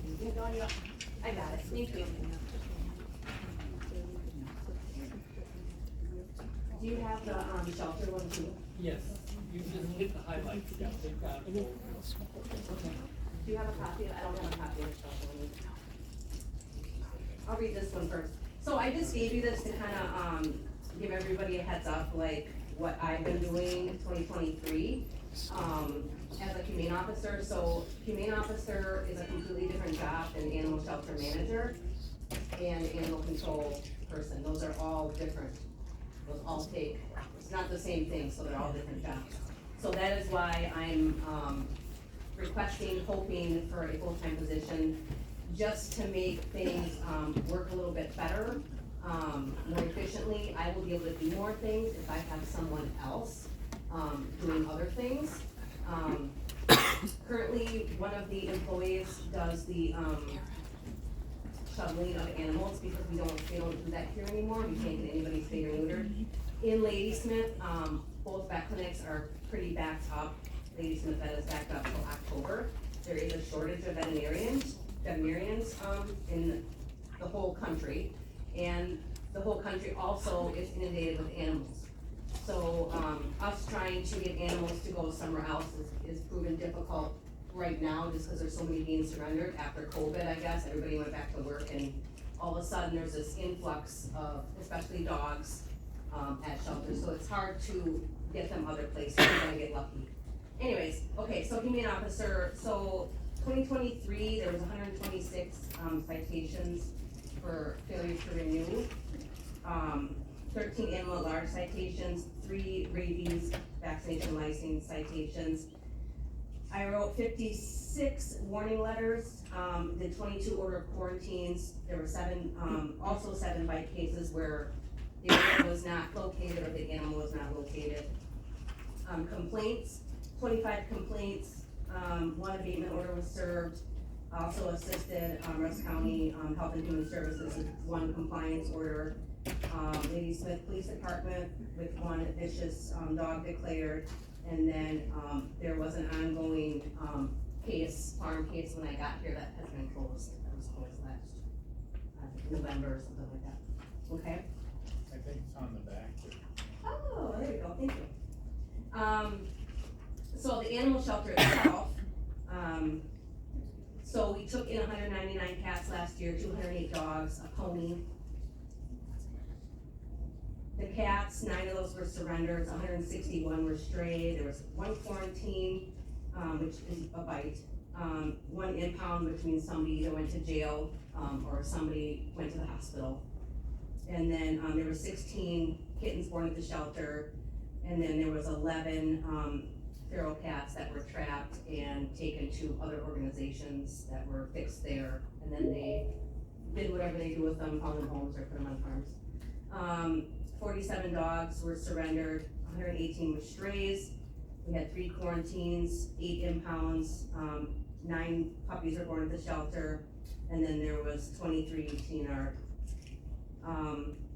So adoption, so outcomes, we had 453 outcomes. That's 163 cat adoptions, 17 cats were reclaimed, 26 cats were transferred. That means to either another shelter or rescue organization.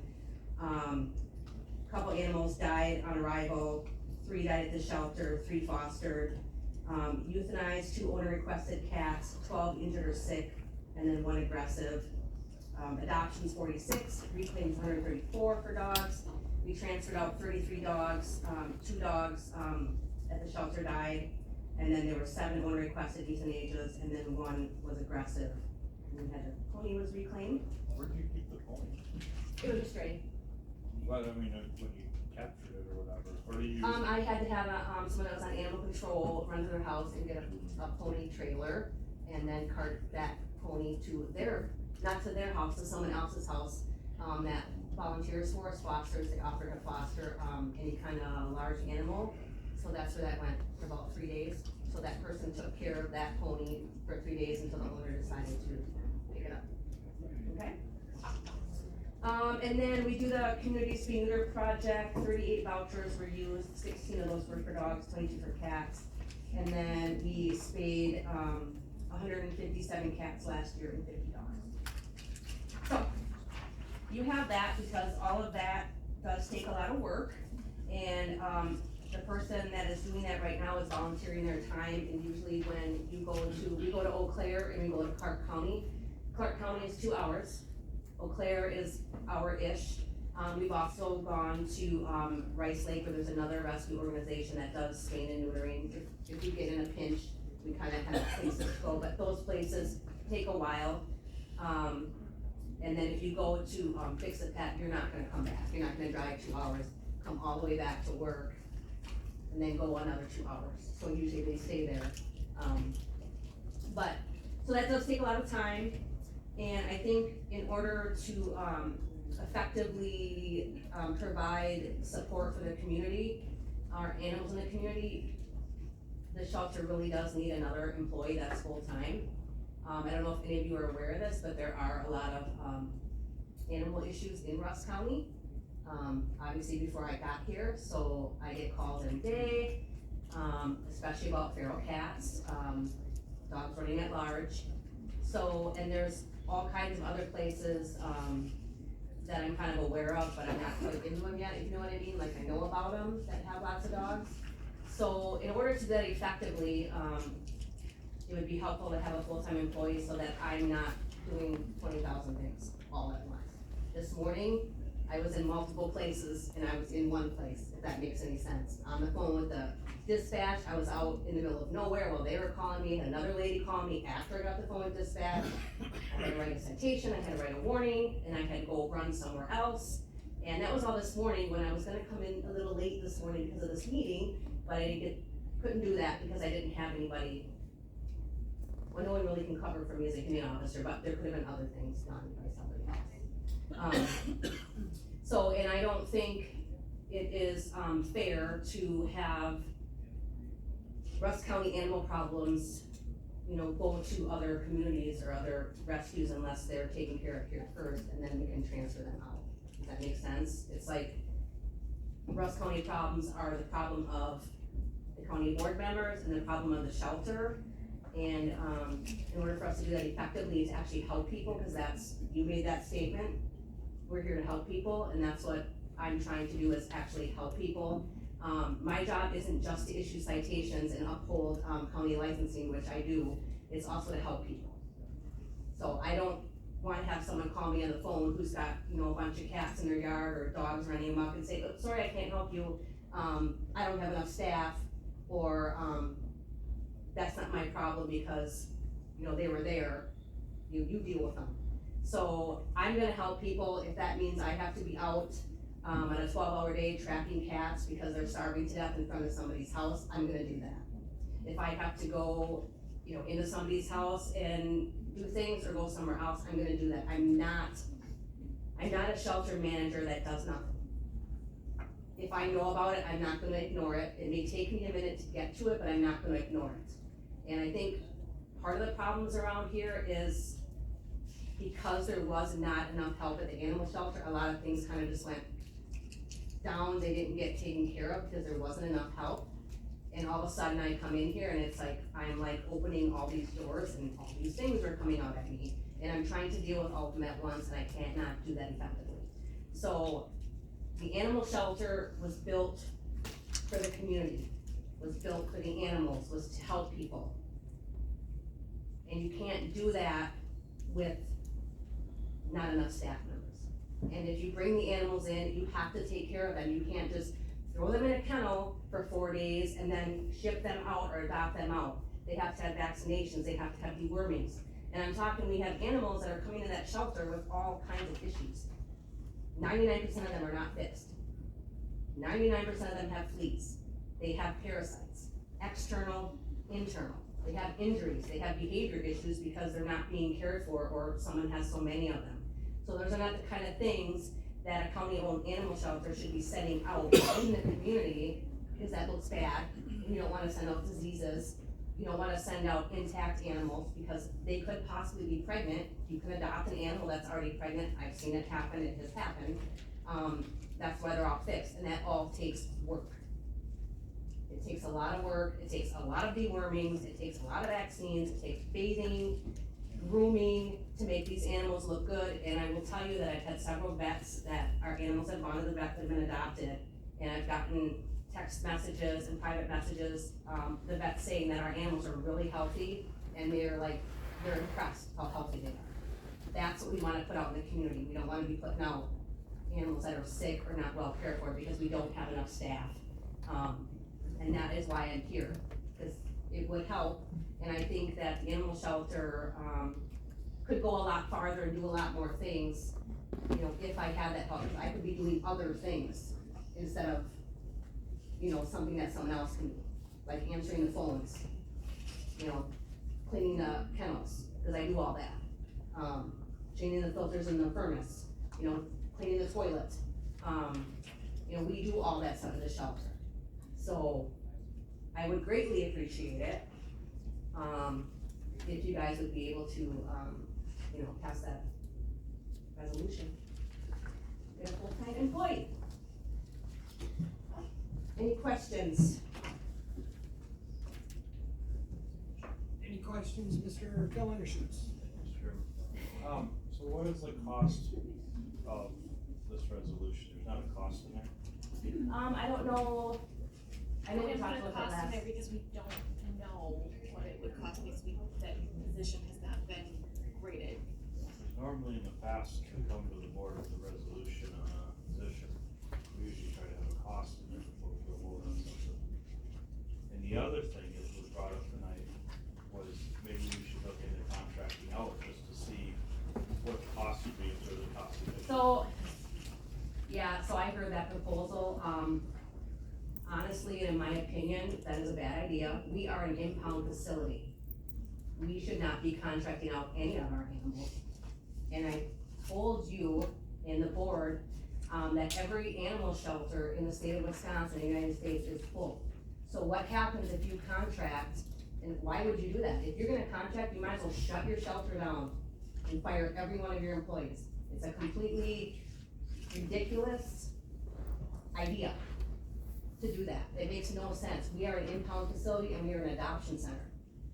So we're gonna call up as an impound facility and say, hey, I'm gonna bring my animals off to Barron County Humane Society or Sawyer, which they only have 6 dog kennels, by the way. And then nobody's gonna be able to take the cats. So you're gonna take all Rusk County's problems and you're gonna pawn them off on everybody else. And then we're gonna pay them to do that instead of giving me a full-time employee. That makes absolutely no sense. Well, I think the study could be done to see what the cost difference is though, correct? You go ahead and do your study. You're gonna take every dog license and give them to other counties. And you're gonna pay. And who's gonna take them then? Are my one employee after you fire my 3 part-times? Cause that was the proposal, wasn't it, Stephanie? Does that sound like that's gonna work? Do I have permission to speak? No, you need to correct that. Sorry. It's a ridiculous proposal, and you're more than welcome to look into it, you can look into the costs, but who's gonna take the animals there? Who's gonna pick them all up? If you wanna get your animal back, then you gotta go to. And then you gotta go to some other county. Wherever it is. And then who's gonna sell them the license? You're gonna go to another county, that county can't sell a dog license for Rusk County. They might get a rabies vaccine.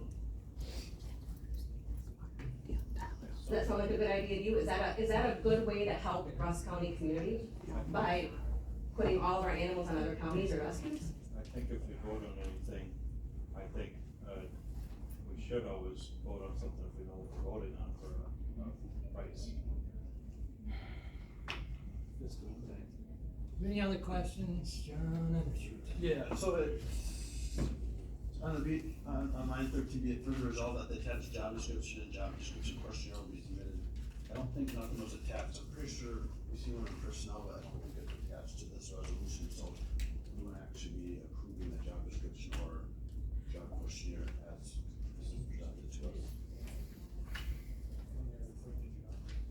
I don't have. Do you want me to pull it up for you, or are you saying? I've you already don't seen feel it, but comfortable? as written, it's not approving really a job description or a questionnaire, because it's referred to something that's not there, it doesn't exist as an attachment to this. It could be amended to the approved one of the personnel committee or something, but as written, it's.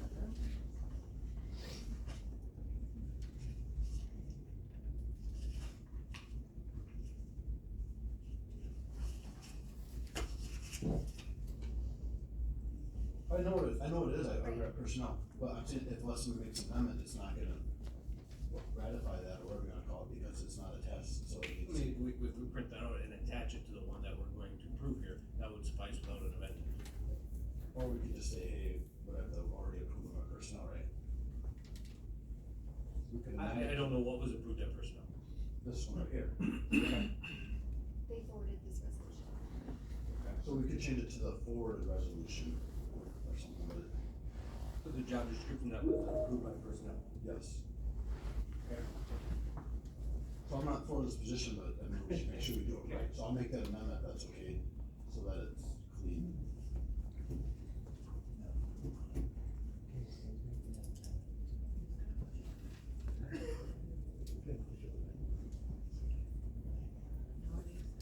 New second.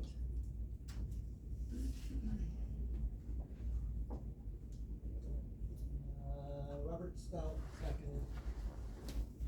And that is to what? So for the clarification on the, last, be it further resolved, it is going to read that the job description that was approved by personnel,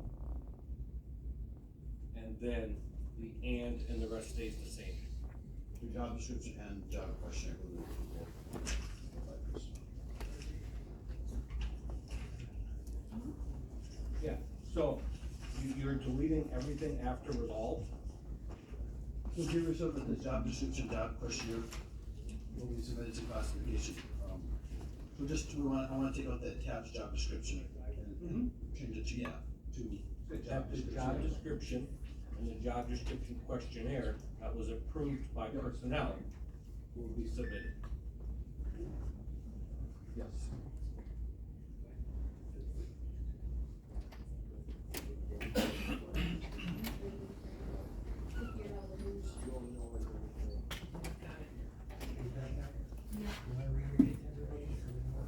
So the amendment is to, that the attached job description and job description questionnaire approved by personnel will be submitted to for classification, right? You're just putting that in there. Yeah. Any question on the amendment? Let's get the amendment done first though. If not. Yes.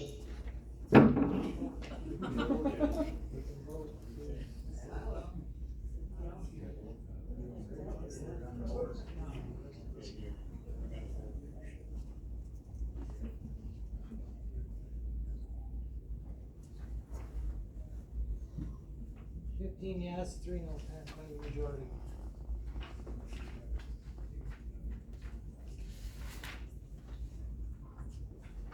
Motion and a second. Okay, so now back to the original. We have no second.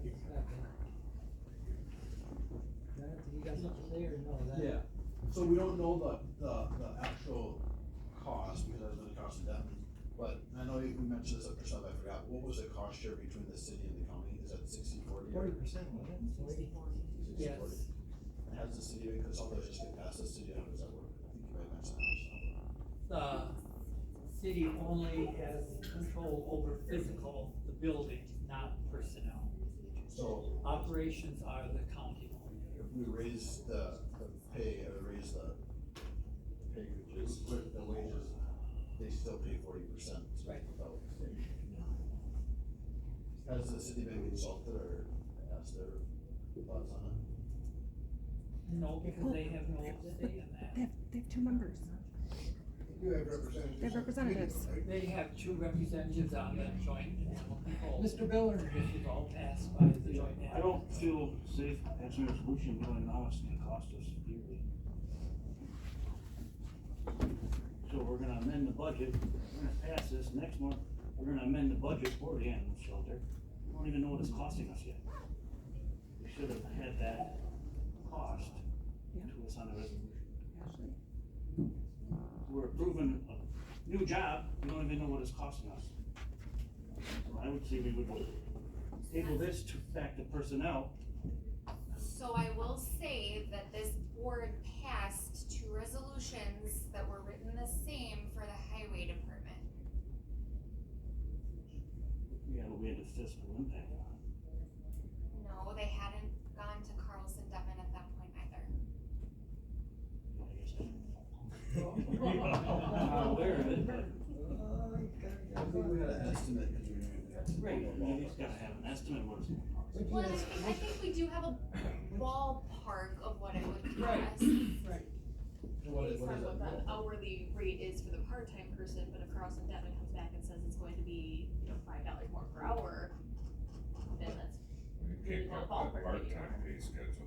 Right, and so I really don't. Close. But the finance approved up to, what was it, 50,000 out of contingent. additional on top of the part-time. Right, so there is a need, but again, we won't know what that is until Carlson Dittman rains. Mr. Bill Undershoots. Thank you, Mr. Chairman. I'd like to say that was not unanimous at finance, that decision. And the other thing is, even if we've made mistakes in the past where something got passed for highway that should have a number attached, I don't think that we should go off of, well, we made a mistake in the past, so we set that as precedence and keep making mistakes. I think that we should try to correct it if we've done wrong in the past. Thank you. Mr. Randy King. Yeah, we talked about this at finance and, determined that funding could come from contingency. For our portion, yes. For our portion, for the county portion, yes. Yeah, the city has a hand in this too. So.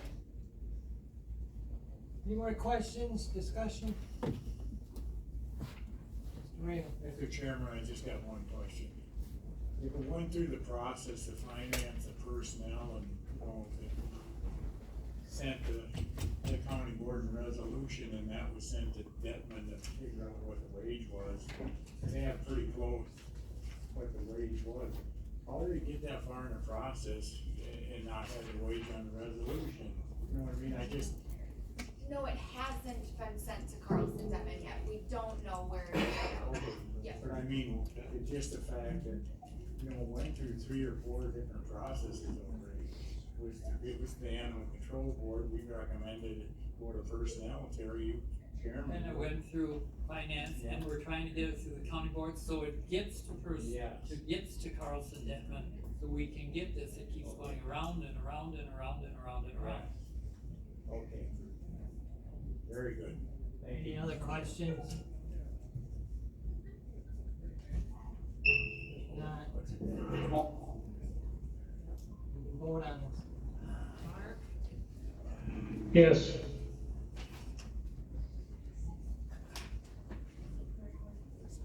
19 yes, passed by majority vote.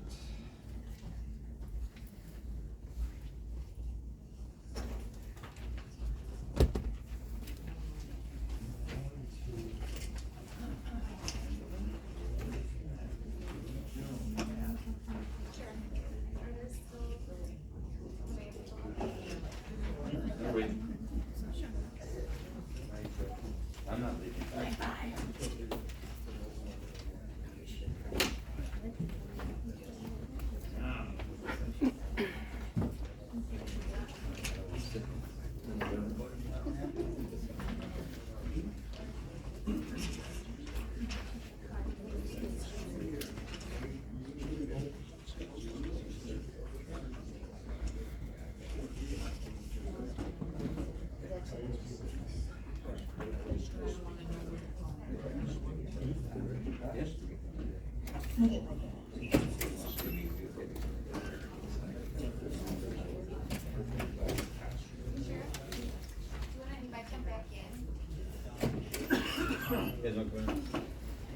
Move to the back of the page. Discussion possible motion considering the purchase of Correa Clinic building located at 1201 and 1101 Lake Avenue, having the following parcel number 246-026-000-0144-0000. The county board may go into closed session to discuss the above. So let's open for discussion. So here's where this discussion is going to go. If the board has the, any desire to proceed with looking into purchasing that building, the terms of any negotiations or terms aren't gonna be talked about out in the open session. That's where we'll do that in closed session. So the discussion in open session is going to be, what is the will of the board? Do they want to even entertain purchasing the Purveyor building in Ladysmith at any cost? Mr. Chairman, because I am a member of the board, community advisory board at Marshall Clinic Health Systems Hospital here in Ladysmith, I feel I have a somewhat of a divided loyalty issue here with making the decision, so I would respectfully request that I could step out for the discussion and any votes. Absolutely. Thank you, Mr. Williams. Mr. Phil Schneider. I'm trying to not get us in trouble, but at this point, we can't make any steps till we contact HSHS and see what their thoughts are. So, correct, but if nobody wants to purchase that building at any cost, under any terms, there's no reason to even make the phone call. Okay, so I'll make a motion that we contact them, we'll start the. Okay, if we're going to do that, and we have a majority to go into closed session that support that, due to the time constraints, you're going to, I don't think we want to go in there with just that motion, because this will take months to do. Okay. So my opinion is, if that's the direction that the board wants to, that they would entertain that then you make a motion to go into closed session, and we start working on the parameters of what that might look like. I'll make the motion to go into closed session. Okay, so if that's the case, then you're making the motion to go into closed session to discuss the purchase of the Purveyor Clinic building, okay, which is under Wistat 19.851E for the deliberating or negotiating the purchasing of public properties and investing in public funds or conducting other specified public business whenever competitive or bargaining reasons require a closed session. Okay, who made the motion? Gary? I second. Oh, you seconded it? Phil seconded. We I vote. gotta get a second. Mr. Rattle, Mr. Schneider. I'm trying to put it in, because you guys have. So, and for the benefit of the public, because this is going to be negotiating terms of a deal, there is very unlikely that anything will amount to an actual motion in open session. There'll be parameters if they, again, approve that. If the parameters are where it ends in a unlikely outcome, they'll do that in open session today, but other than that, I don't anticipate any motion in open session. So.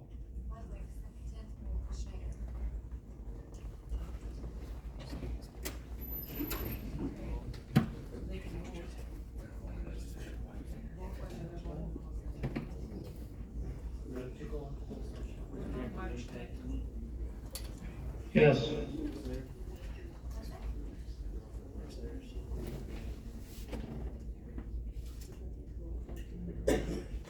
Probably.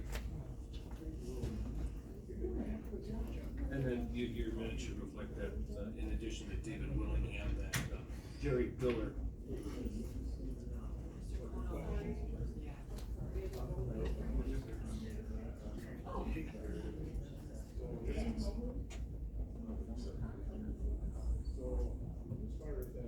We're waiting for Mr. Kuno.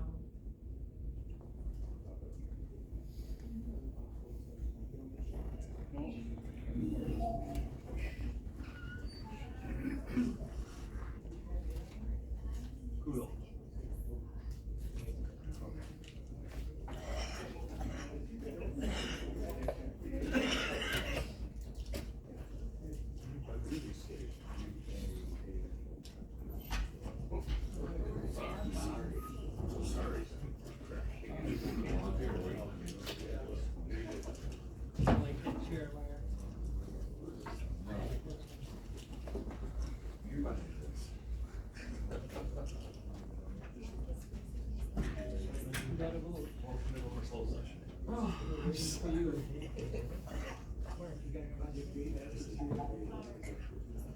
Mark, you got 5 minutes. Okay, so I'm on calendar right now. We're on closed session. 16 yes, that's my majority, we're in closed session. Okay, Mark, if you can hear me, I have to close you out of the meeting now. See ya.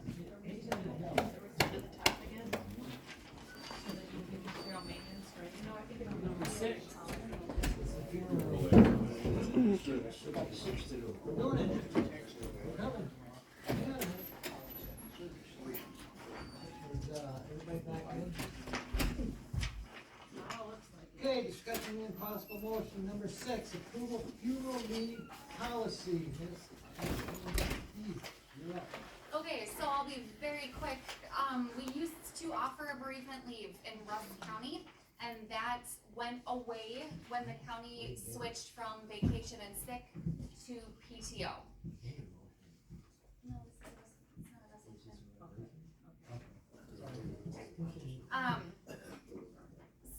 So yeah, I lost my train of thought. So it went away. Okay, thank you, Phil. Yes, okay, so it went away when we switched from vacation and sick to PTO. Over the last year and a half that I have been here, the topic of funeral leave has come up time and time again, and Jamie and I have to tell our staff, I'm sorry, we don't offer that, you will need to take PTO, and if you're out of PTO, you'll have to ask the department head if they will approve unpaid leave for you. We understand that Rusk County has budgetary limitations, as do all counties. This could be seen as beefing up our benefits package. This is, I don't wanna say perk because it's funeral leave, but this is something, that we could do to increase, our overall benefit offerings in the county. So you all had a chance to look this over during the weekend. Did anyone have any questions? So what I'm proposing are kind of 2 groups here. So if you lose your parent, your spouse, your child, your sibling, you will get 5 days of paid leave from the county. If you lose someone in that second tier, which is like a grandparent, aunt, uncle, you'll get 3 paid days from the county, but 5 total protected days. So you can choose to take 5 total days off. The county will pay for 3. You would need to utilize leave balances for the other 2. PTO or, time off without pay. Correct. For the extra 2 weeks. And if I remember correctly, the 5 days didn't have to be consecutive. Right, so hypothetically, someone's mother passes away in the winter time and they want to delay a burial or a celebration of life until the spring. That would be approved under the discretion of the department head and our HR manager for them to delay that leave. Otherwise, the leave is to be taken within 30 days. And we are asking for submission of the obituary as documentation. Is 30 days reasonable though? Cause if we die and then we're not buried within 30 days, then it's gone. No, so then the department head and our HR manager could sign off on that. As long as their signatures are on it, then it would still be approved. I think that's Are you asking? a good idea, because one of our employees has their mother die in Montana, say for instance, so they could actually fly out on 1 day, 2 days, whatever, come back home, and then just go back out to the funeral, spend the other 3 days there. So. Correct, yep. And then the last thing is that funeral leave would be capped to 10 days. So it's not like someone's gonna end up taking off 30 total days of funeral leave. We did put a cap on it of 10 days. Want a motion on that, Anthony? Motion by Mr. Reagan, second by Mr. John Undershoots. Is there any question? Yeah, you said, they have to turn in like an obituary. A lot of things don't have obituaries. Do you have like a death certificate then or something like that? Or a funeral. Yes, card. on the form Yep. it says obituary with date of death, the date of funeral snatch, other document with date of death and the date of Okay. funeral attached. A lot of now, you don't get obituaries, you don't Yep. get a lot of stuff. Yep, or I would think like a screenshot if it's on like the Nash Jacken website. I would think Ashley would approve that as well. Ms. Rollingham? Thank you, Mr. Chairman. Just to say that, it's not quite accurate to say that, funeral leave went away when the county adopted its, PTO policy. PTO policy was created to, we took vacation days. Somebody determined that the average person used over the entire workforce 7 days of sick leave a year, so 7 days were added to the vacation for sick days. And I believe 1 or 2 days were added to the PTO total to accommodate funeral leave. And then people were expected to use their PTO for sick leave and for funeral leave. At the time that we had funeral leave, it was 3 days across the board, not 5 days, or, two different areas. Not particularly opposed to doing this, but I think, I just make sure that we're not giving them something that we took away from them. They were, the PTO package was set up to accommodate vacation, sick leave, and funeral leave.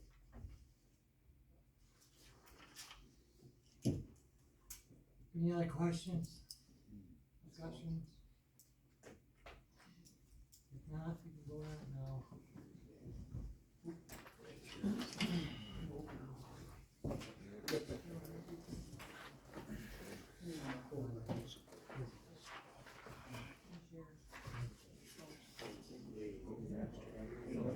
Oh, 17 yes, passed by majority. The last one, faster.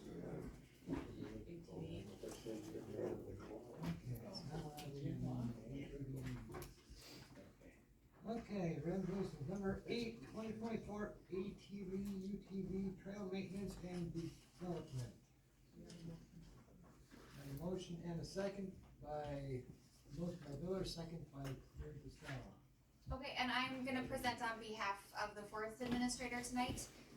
He would like you to know that these resolutions are the same every year and they're required to be passed by the board and attached to grant applications. This first resolution is ATV, UTV trail maintenance grants used for building and maintaining ATV, UTV trails. Any questions? For those who made the motion, can we just cover all four of these? Because they're all the same thing. Well, you two made the motion, so if you can. No, because these are resolutions, they all have separate numbers. Sorry. I know.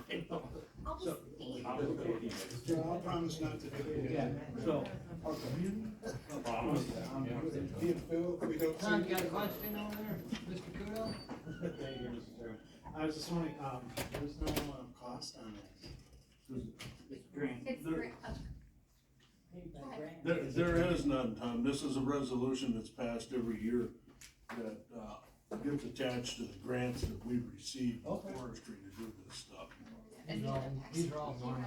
Yeah, cause these grants do not have a match requirement. That was at me. Okay, any other questions? No, If not, we vote now. Thank you. Keep things moving I'm along. trying. Yeah, you got that.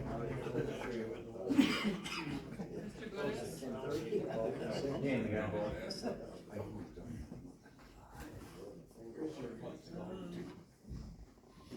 17 yes, passed by majority. Number 9, 2024 recreation voting facility grant. Oh, sorry. Motion by Miller, second by Mr. Phil. Okay, these are recreational boating facility grants used for boat landing upgrades and repairs at our 20+ boat landings, usually for dock and concrete ramp replacements, and these are 50/50 grants. Does this also apply to me? I don't know. What did you say? It's not in my notes. You're not helping us out. Any questions, any discussion? If not, vote no.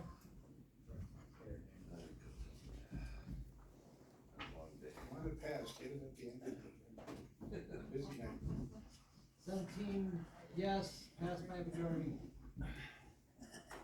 Number 10, 2024 snowmobile trail maintenance and development. Come on, Gary. Motion by Miller, second by Miller. Really good. Okay, snowmobile trail maintenance and development grants are used to fund snowmobile trail work. Without that, we wouldn't have got all the money for the damaged trees. Exactly, yep. Correct. Any questions? If not, vote no.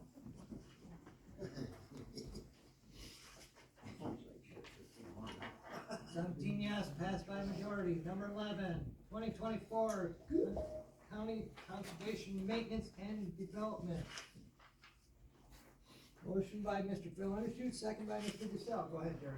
Okay, county conservation aids are used for a wide variety of projects on the forest and in the parks, including rifle range shelters, hunter walking trails, invasive species control, parking areas, etc. These are 50/50 grants. Any questions, any comments? If not, vote now. There are people that say the government is a slow process. Mr. Stout. He's sleeping. Mr. Stout, you Yes. just vote, you need to vote for Mike. Bob Stout. Bob, what's Bob doing? Why don't you vote? Thank you. Wait. 17 passed by majority vote. Okay, number 12, designated American Red Cross Plan Act funds to be used for Rusk County Housing Authority. Jamie Marlene. Need a sec, okay. Need a motion by Mr. Hauser and second by Mr. Raven. Randy? Yeah, just a explanation here. The housing authority is attempting to upgrade all the heating systems in the 5 locations.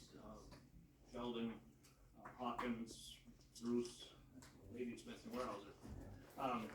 We did receive a $50,000 grant from WEDA to, it has to be used exclusively for heating. And so, this 45,000 would kinda, well, we did get a bid on 3, on Sheldon, Warehouser and Ladysmith. Ladysmith, yeah. And that bid came to 61,339, so we're gonna be a little short there, but, and then in Sheldon, we're gonna have to buy a propane tank, 'cause in Sheldon, there's an old oil boiler over there, and it's kind of a dinosaur, and it sucks fuel just like flushing a toilet, you know? So, this will greatly enhance our utility bills, or lower them.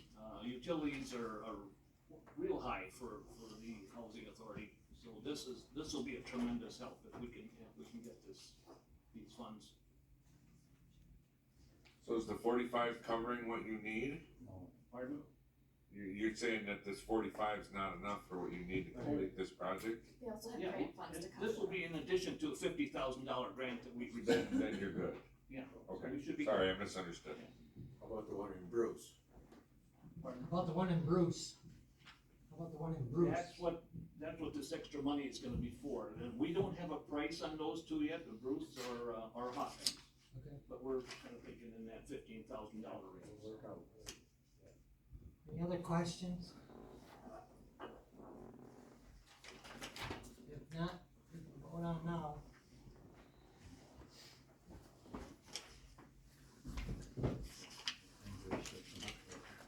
Fifteen yes, passed by majority. Thank you. I think we should have back page. Okay, number 13, recognitions.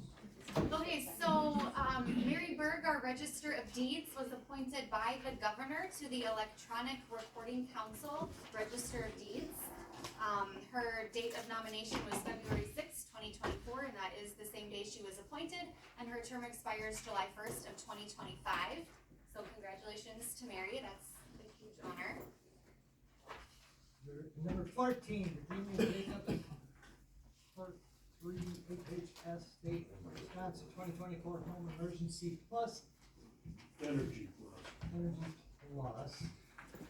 Okay, so, Achievement Award. Vinnie Jacobs, who works up on the second floor, received the State of Wisconsin 2024 Home Energy Plus Achievement Award. There are only 2 of these awards presented each year statewide, and she was chosen to receive one of them. So shout out to her and bringing some light to Rusk County. She was nominated by North Central CAP for her work in the Wisconsin Home Energy Plus program, otherwise referred to as WEEP, and she was awarded on February 14th.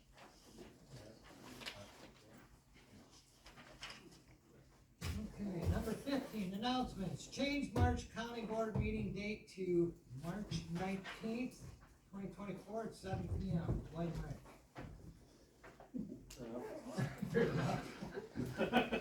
That was at my request, I'm gone the following week, so. Now, Rich can't be here, so we moved it up when we, anybody okay with that? I am going to be out of town on March 19th. All right, We're good not deal. move it. Can you attend virtually?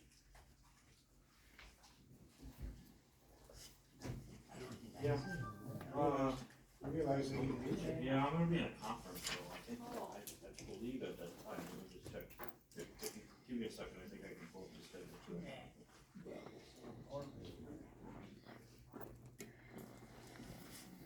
Hey, Bill, we'll be home at 8 o'clock again.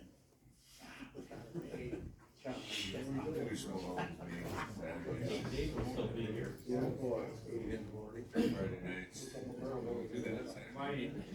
My conference schedule concerts are at some. Adjourn. Motion adjourned. I wish it was. I'm waiting for Phil. What do you got going, Phil? I'm gonna be in a conference at that time. Everybody else good with the 19th? Signed up to quit. Guess we're gonna keep the 19th there, Phil. Oh, boy. Just so everybody knows that. See if I'm able to do anything. Right from that, we're locked out. Okay, so at this time, I'll entertain a motion to adjourn. Oh, you already did that? Second by Mr. Miller. We are adjourned.